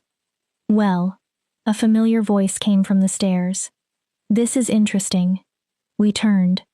Beta Thornwood stood at the edge of the platform. Darius immediately moved in front of me. You are trespassing. Am I? Thornwood adjusted his glasses. Council members are authorized to investigate suspected treason. His eyes moved toward the ritual circle. And this appears very much like treason. Nothing happened here that concerns you. A forbidden binding ritual with a suspected speaker concerns me considerably. Darius's body tightened. Thornwood looked at me. Let's make this simple. He stepped forward. Miss Ashwood, command me to kneel. My blood went cold. If I refused, suspicion became certainty. If I obeyed and failed, Darius's explanation collapsed. If I succeeded, the truth was undeniable. Darius answered first. She can only influence me through the sympathetic bond. Then nothing should happen if she commands me. Thornwood smiled. Unless you're lying. Through our bond, I felt Darius realize we were trapped. Then another possibility occurred to me. You're right. I stepped around Darius. Kiara. I should demonstrate exactly what I'm capable of. I looked directly into Thornwood's gray eyes. I am Kiara who speaks to beasts. Power gathered behind every word. And I command you, Beta Thornwood. He braced himself. Tell me the truth. His body jerked. What do you truly want? Thornwood fought. His will was enormous. But the ritual circle still held power, and the fresh bond amplified mine. I want... The words tore through his resistance. I want proof that speakers still exist. Darius stared at him. Why? That the purge failed. Thornwood's face drained of color. That there is hope. For what? I pressed. His expression broke. My daughter. Silence. My 12-year-old daughter. His voice became raw. She hears wolves. My anger disappeared. All of them, constantly. Their thoughts, instinct, emotions. The council calls her mentally ill. He swallowed. They want to place her in an asylum. You knew about speakers. For 5 years I've searched every surviving record. His composure collapsed. I heard rumors about the Ashwood Alpha's Wolfless daughter and investigated your bloodline. That was why you collected me personally. Yes. Not for the council. For Sarah. Desperation filled his eyes. I needed someone who might teach her. He dropped to his knees. Not because I commanded him. Because he chose to. Please. The feared Beta Thornwood knelt before me. She hears every wolf within 100 miles. She can't filter them. She can't sleep. She barely eats. His voice cracked. Save my daughter. I looked at Darius. Can you hear me? His surprise moved through our bond. Yes. What do you think? His answer arrived instantly. I think you just turned our greatest threat into an ally. I faced Thornwood. I'll help her. His head lifted. 3 conditions. Anything. First, you tell no one what I am. Agreed. Second, every record, every fragment, every piece of speaker history you've discovered comes to me. Yes. If other children exist, we find them before the council does. Thornwood nodded. And third. I paused. You swear loyalty to me. Darius looked at me. Not the council, not even Darius. I kept my gaze on Thornwood. To me personally. Why? Because eventually I'm going to build something the council may not like. Understanding entered his eyes. A sanctuary. For speakers. A tear escaped him. I swear. He placed his fist against his heart. My resources, loyalty, skills, and life belong to Kiara, who speaks to beasts. The oath resonated faintly through the old circle. Rise. He obeyed.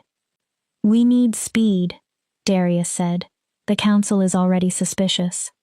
I'll redirect them. Thornwood answered. Create investigations elsewhere. Buy time. He looked at me. But the others won't protect you for personal reasons. If they discover what you're doing, they will destroy it. Then they can try. Silver flashed through my vision. I spent 18 years being afraid of people who thought different meant broken. My voice hardened. I'm finished with that. A revolution, Thornwood murmured. No. I looked toward the moon. An evolution. We walked back toward the stairs. Something moved where my wolf had slept. Not fully awake, but closer. My grandmother had promised the world would feel it when she finally rose. For the first time, I believed her. Chapter 7. The Price of Secrets. The year that followed the binding ritual became both the hardest and most meaningful period of my life. Thornwood kept every promise. Within days, he manufactured a crisis in the Eastern Territories involving rogue attacks. The Council's attention moved away from me. Darius and I used every stolen day. Training became my life. But I no longer trained only to command. I trained to understand. Thornwood smuggled forbidden material into the palace. Burned scroll fragments. Encoded histories. Documents rescued from libraries before council purges destroyed them. Slowly, the official story fell apart. Speakers had not originally ruled shifters as tyrants. Most had been mediators, bridges, humans capable of understanding wolf instinct and human language well enough to prevent conflicts between settlements and packs. The Forgotten War had not simply been speakers enslaving wolves. It had been a struggle for independence. Shifters wanted freedom from speaker influence. And in trying to gain it, both sides destroyed the balance that once connected them. The moon goddess altered shifters because some speakers abused their power, I read aloud one afternoon. Darius looked up from a text about direwolf physiology, but she overcorrected. Exactly. I continued translating. She severed the natural bond entirely. Darius leaned back. That explains the beast. How? Direwolves were originally bonded to speakers. His eyes became distant. When the bonds disappeared, creatures like me lost their anchors. So your form isn't a curse. Perhaps not. He looked at his hands. Perhaps it's an unfinished design. Centuries of history changed meaning around us. Direwolves became unstable because they possessed too much instinct and strength without the bond meant to balance them. The survivors learned suppression, then passed the trauma down as discipline. That's horrible, I whispered. History usually is when the victors write it. Darius touched the silver growing more visible in my eyes. But you're proving another possibility. Sarah Thornwood arrived 2 months after the binding. She was 12. Thin enough that I could see bone beneath her skin. Her eyes looked haunted. The first time she saw me, she screamed. Too loud! She covered her ears. Everyone is too loud. Please make them stop. It took 3 hours before she understood that the sounds weren't imaginary. She was hearing wolves beneath spoken language. Primal communication, instinct, emotion. The same layer I could sense. But Sarah heard everything without filters. Teaching her became harder than anything Darius ever asked me to do. Her power was stronger than mine in raw scale, and far less precise. During one lesson, she accidentally forced nearly 100 wolves to howl simultaneously. Half the citadel heard it. We disguised the incident as a failed military exercise. 4 months into training, Sarah could sleep without sedatives. She ate normally. She could walk through crowded sections without collapsing beneath other wolves' instincts. And she could finally command one wolf without affecting every other wolf nearby. But the council's inspection was approaching. And she was not ready. They'll recognize something is wrong, I told Darius. Then Thornwood delays them. For how long? Darius had no answer. A knock interrupted us. Luna entered. Hi, Alpha. Dr. Reeves requests an immediate meeting. Darius frowned. Tell her I'm unavailable. I already did. Luna looked uncomfortable. She said if you don't meet her within the hour, she'll contact the full council. My stomach tightened. What reason? Anomalous readings from the restricted wing air system. Darius and I looked at each other. The filtration system absorbed huge amounts of energy whenever Sarah and I trained.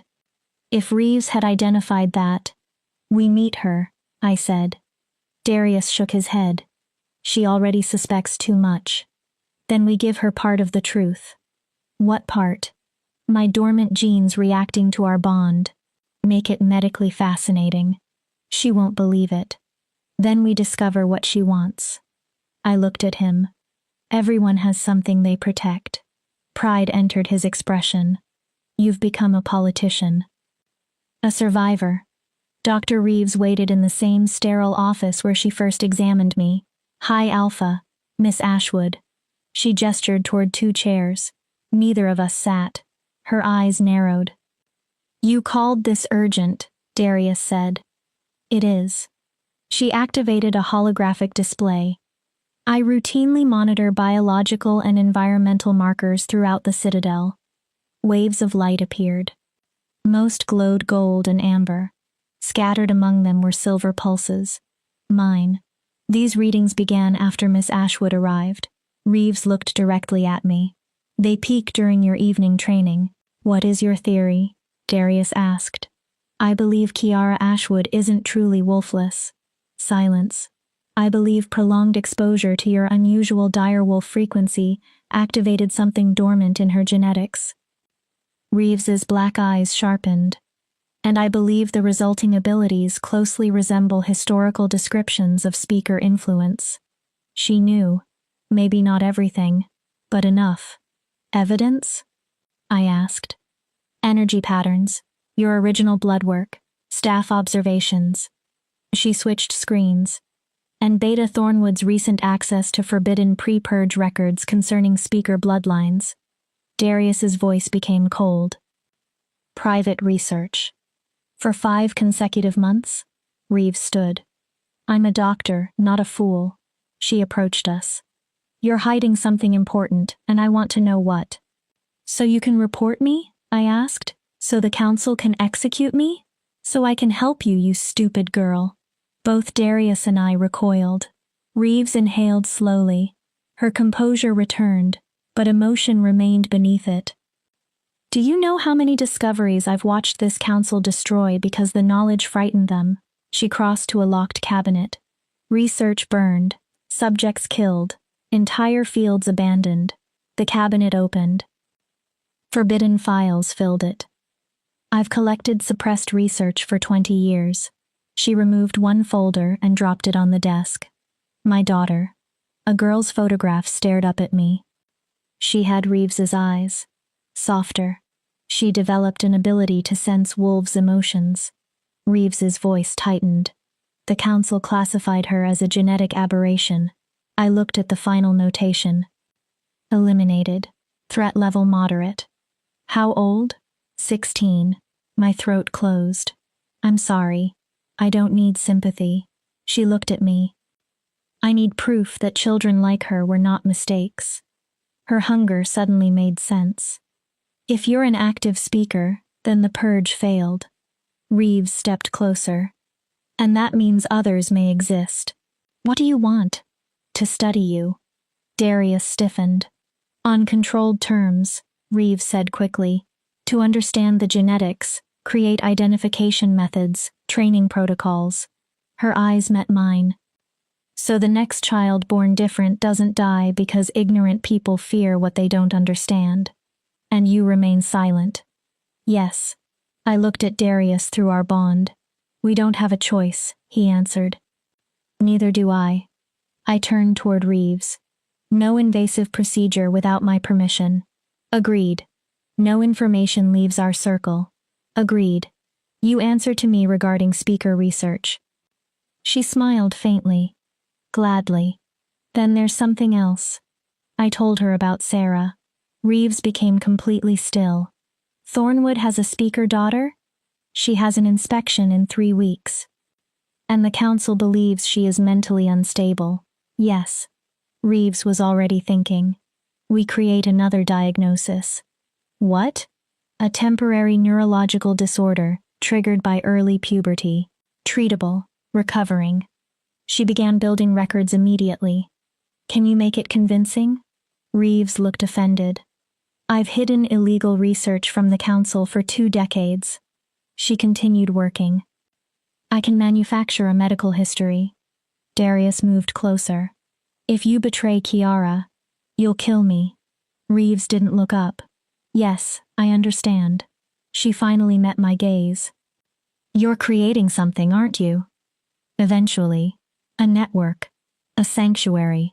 For the first time, Reeves looked hopeful. Then include me. Why? For my daughter. Her voice softened. And for every child who deserves the chance she never received. I took her hand.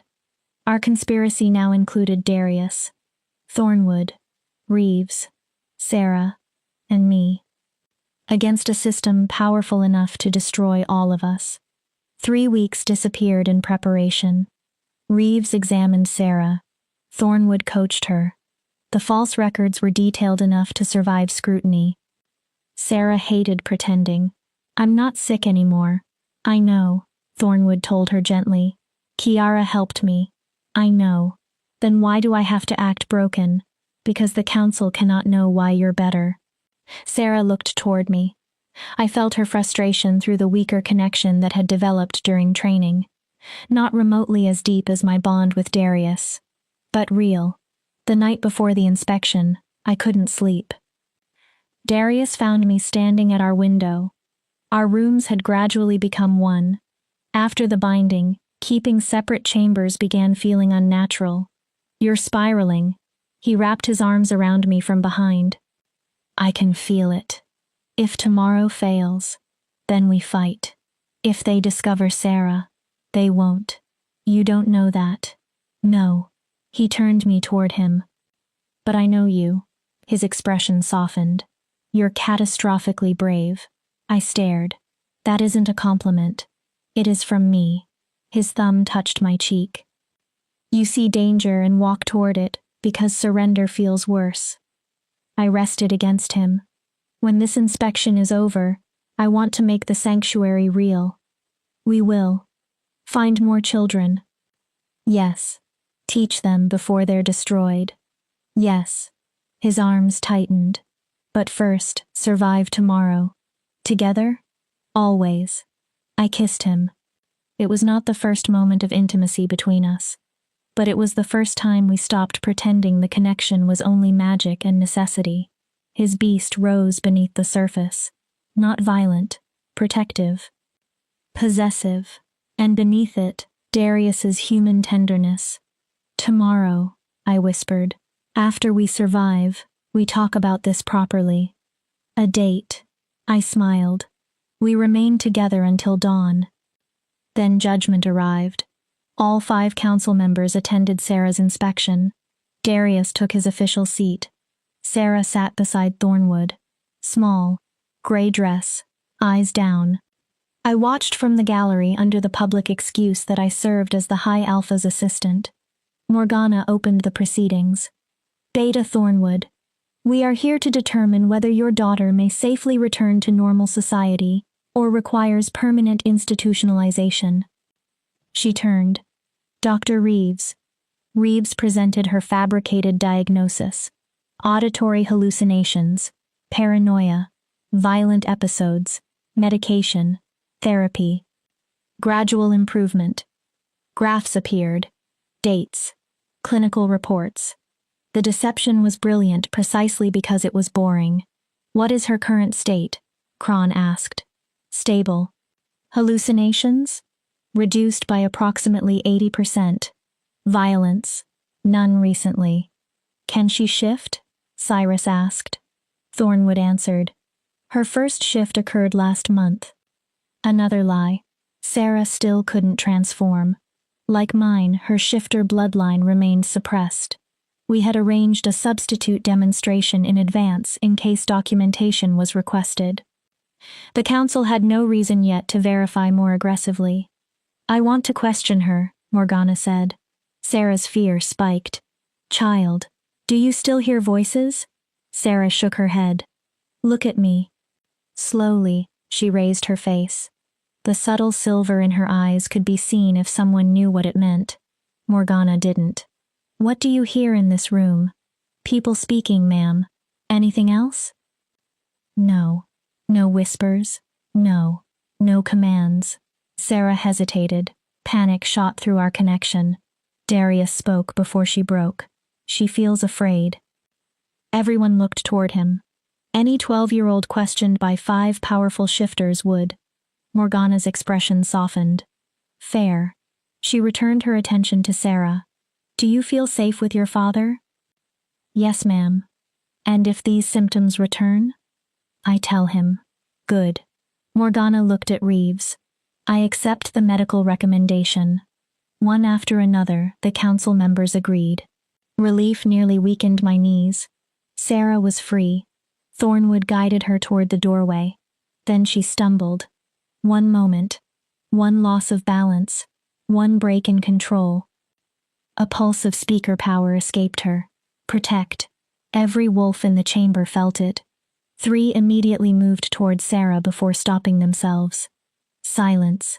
Morgana's eyes narrowed. What was that? What was what? Thornwood asked too carefully. Kron stood. That child isn't what she appears to be. My stomach dropped. I request further testing. Denied, Darius said. High Alpha. The council has voted. His dominance filled the chamber. Case closed. There was power. You felt emotional overflow from a young shifter. Darius rose. If we're going to investigate every juvenile wolf whose emotions affect those nearby, then I expect all council children and grandchildren to submit as well. Kron understood the threat. Push Sarah, and Darius would create a political crisis involving every powerful bloodline in the territories. Kron sat again, but the look he gave Sarah promised this wasn't finished. We had survived. Barely. The council was watching now, and every day they watched, the chance of keeping our secret became smaller. Chapter 8. The Revelation. 3 days after Sarah's inspection, an explosion tore through the citadel. I was training with her inside the restricted wing when the mountain shook. Stone fell from the ceiling. I threw myself over Sarah. What happened? I don't know. Alarms began screaming. Dust filled the corridor. Through my bond, Darius's emotions slammed into me. Rage, battle readiness, fear. Where are you? Restricted wing. Sarah's with me. We're under attack. Multiple breaches. Get to the panic room. Darius. Now, Kiara. His fear frightened me more than the explosion. I grabbed Sarah's hand. We ran. Combat echoed through nearby corridors. Howls, screams, bodies striking stone. We nearly reached the panic room. Then a massive gray wolf stepped into our path. Alpha Kron. His golden eyes shone with triumph. Going somewhere? My blood went cold. You knew we'd be here. Kron advanced. The High Alpha's secret always led back to this wing. This attack is yours. I arranged a reckoning. He bared his teeth. His sudden stability, his obsession with protecting a useless human, Thornwood digging through forbidden archives. He moved closer. I needed proof. His gaze shifted toward Sarah. And threatened people reveal what they truly are. He lunged at her. I moved between them, and my voice erupted. Stop. Kron froze in midair. His enormous body trembled against my command. He was stronger than any wolf I had ever controlled. I could feel his alpha authority fighting me. Sarah, run. I can help. Run. She fled toward the panic room. Code 1847. Only open for Darius. Then I focused completely on Kron. Be still. He fought. Be calm. His claws scraped stone. Be human. Power burned through me. Slowly, painfully, I forced his body to transform. When the shift ended, Kron stood naked before me, breathing hard. Triumph twisted his face. There it is. I struggled for breath. Proof. I protected a child. You controlled an alpha. He stepped forward. Forced transformation. Exactly as the forbidden records describe. His expression brightened with fanatic certainty. The council must see this. Then he threw back his head and howled. A summons. Through the citadel, other council members answered. I felt Morgana, Cyrus. They were coming. Darius. Crone exposed me. The others are coming. Run. I did. Behind me, Kron transformed again. His paws thundered across stone. I rounded a corner. Stopped. Dozens of wolves filled the corridor. At their center stood Thornwood, bleeding from several wounds. Behind him was Luna. She carried a wrapped bundle. I smelled the magic immediately. Speaker documents. Artifacts. Evidence. Miss Ashwood, Thornwood shouted. They knew exactly where to search. Someone betrayed us. A gray attacker broke through Thornwood's defense. Its jaws closed around Luna's arm. She screamed. The bundle fell. Documents scattered through blood. Something inside me snapped. Number. Not snapped. Opened. The place where my wolf had slept for 18 years exploded with power. Speaker. Shifter. Something older than either. Something that had waited until this exact moment. When I spoke, the voice wasn't mine alone. Enough. Every wolf froze. Not just attackers. Defenders too. Bodies locked. Minds stopped struggling. Silence swallowed the corridor. I walked among them. My skin felt alive with silver energy. I could see its reflection in Thornwood's eyes. My own eyes were blazing. Release her. The wolf holding Luna opened its jaws. She fell. Thornwood. He stared at me. Take Luna to Reeves. Gather every document. What are you? I don't know. I looked at the frozen wolves. But I'm done hiding. He carried Luna away. Footsteps approached behind me. Darius appeared first. Partially shifted. Morgana and Cyrus followed. Kron came behind them. Everyone stopped. Darius stared at me. Kiara. Shock traveled through our bond. You're fully manifested. Morgana looked at the motionless wolves. What did you do? She commanded them, Kron said. Triumph filled his voice. She commanded me too. He pointed at Darius. The High Alpha has hidden a speaker inside the citadel. Cyrus's nervous tapping stopped. Training her. That's not what happened. My voice still carried power.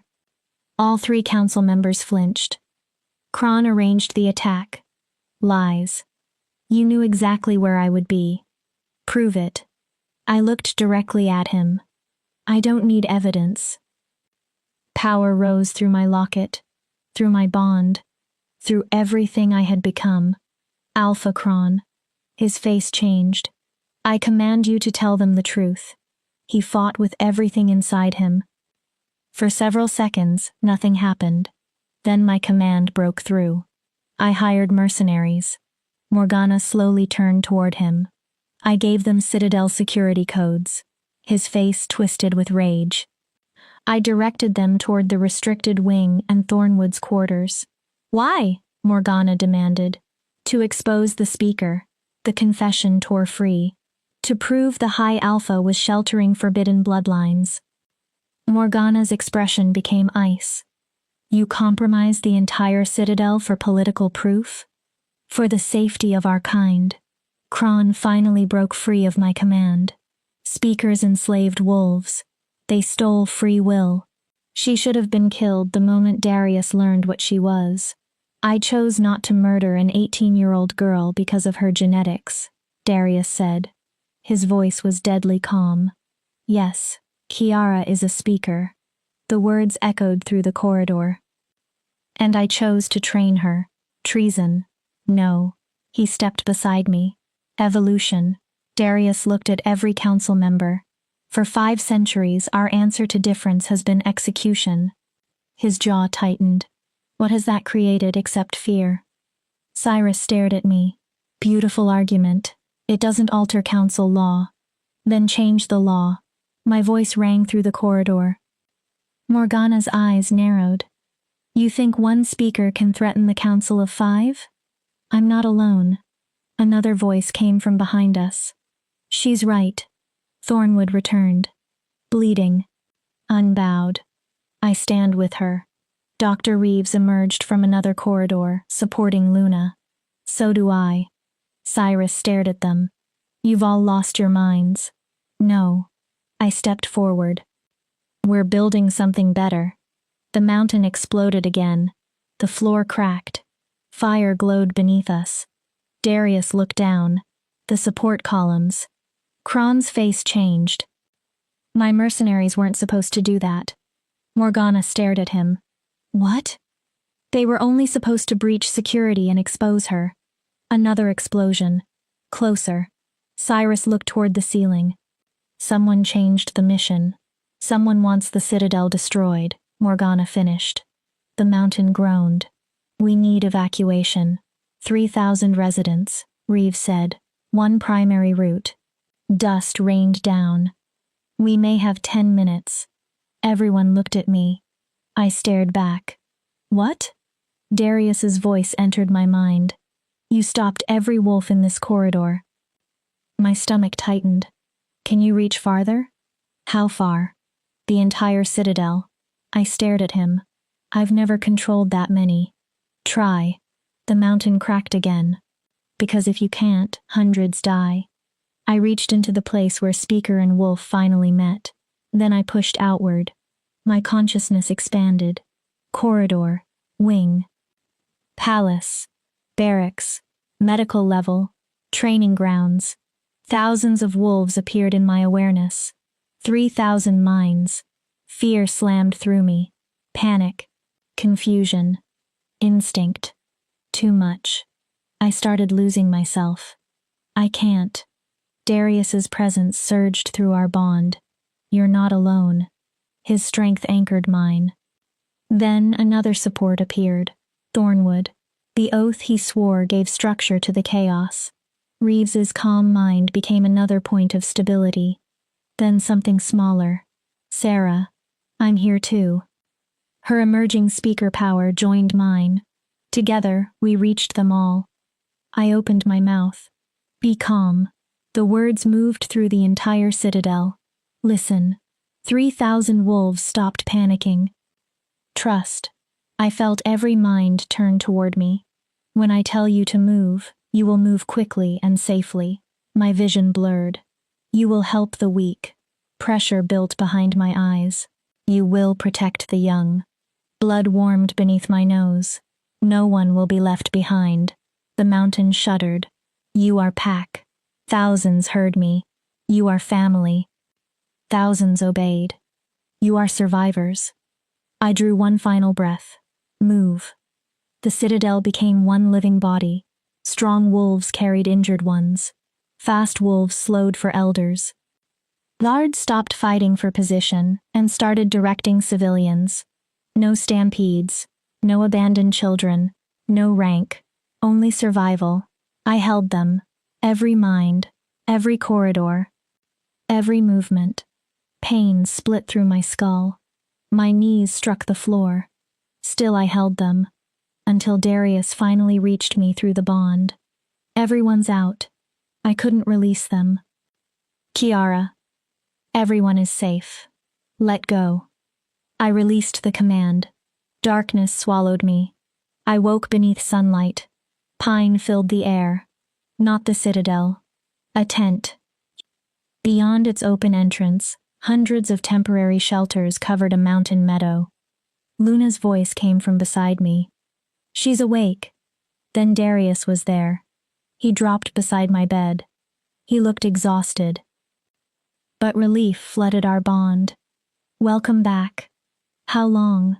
2 days. I struggled to sit. The citadel? His expression darkened. Gone.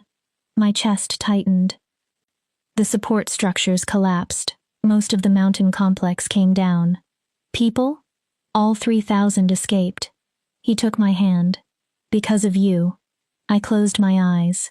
Kron? Dead. I opened them again. How?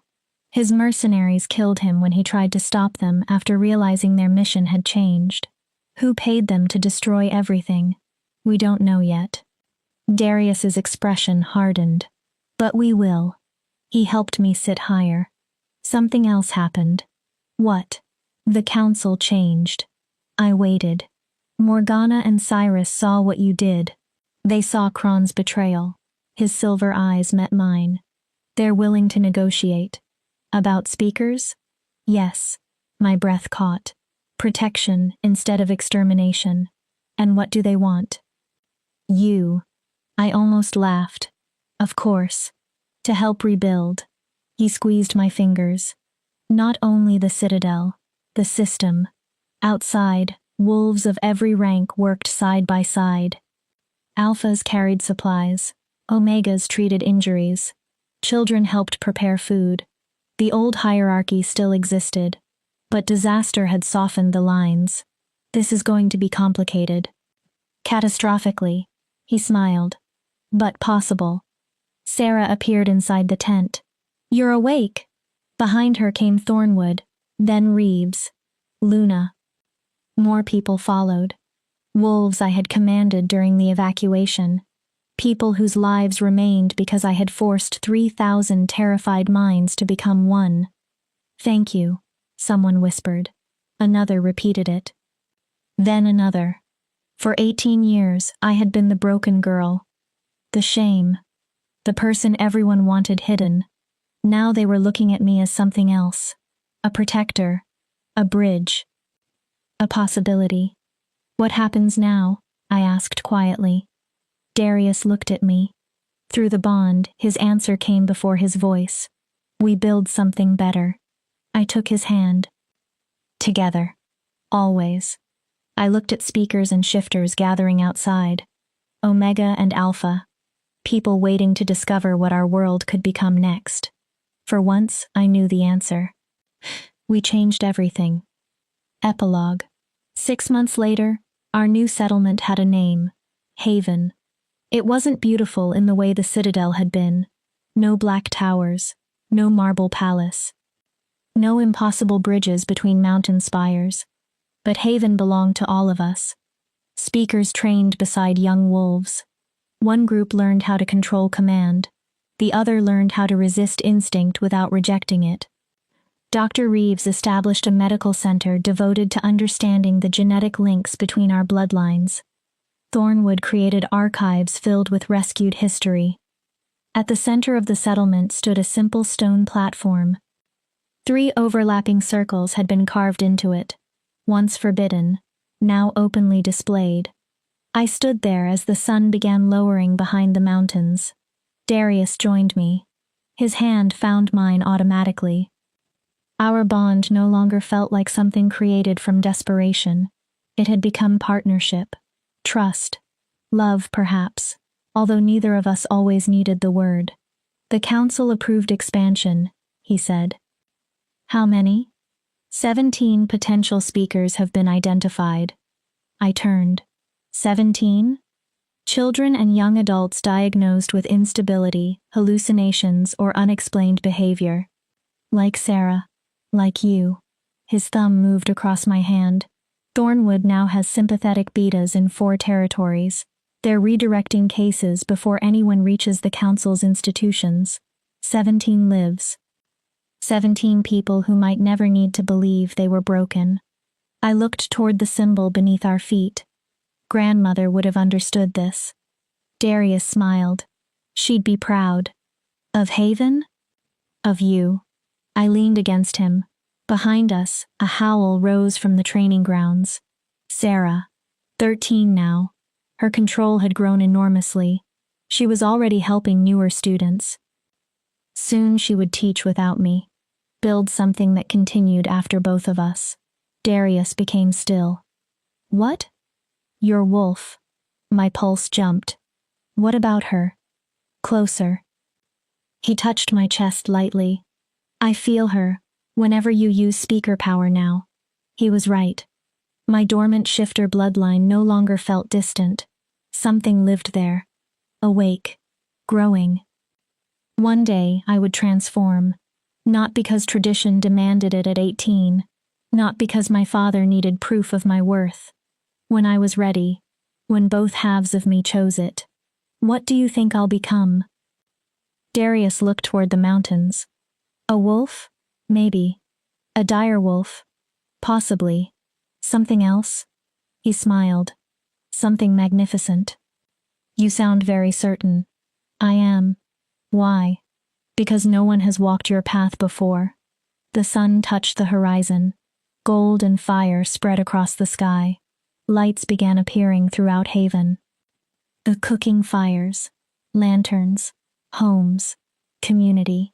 I remembered where the journey started. A breakfast table, blueberry pancakes, parents who could not look at me. A family trading me away because they believed I had no value.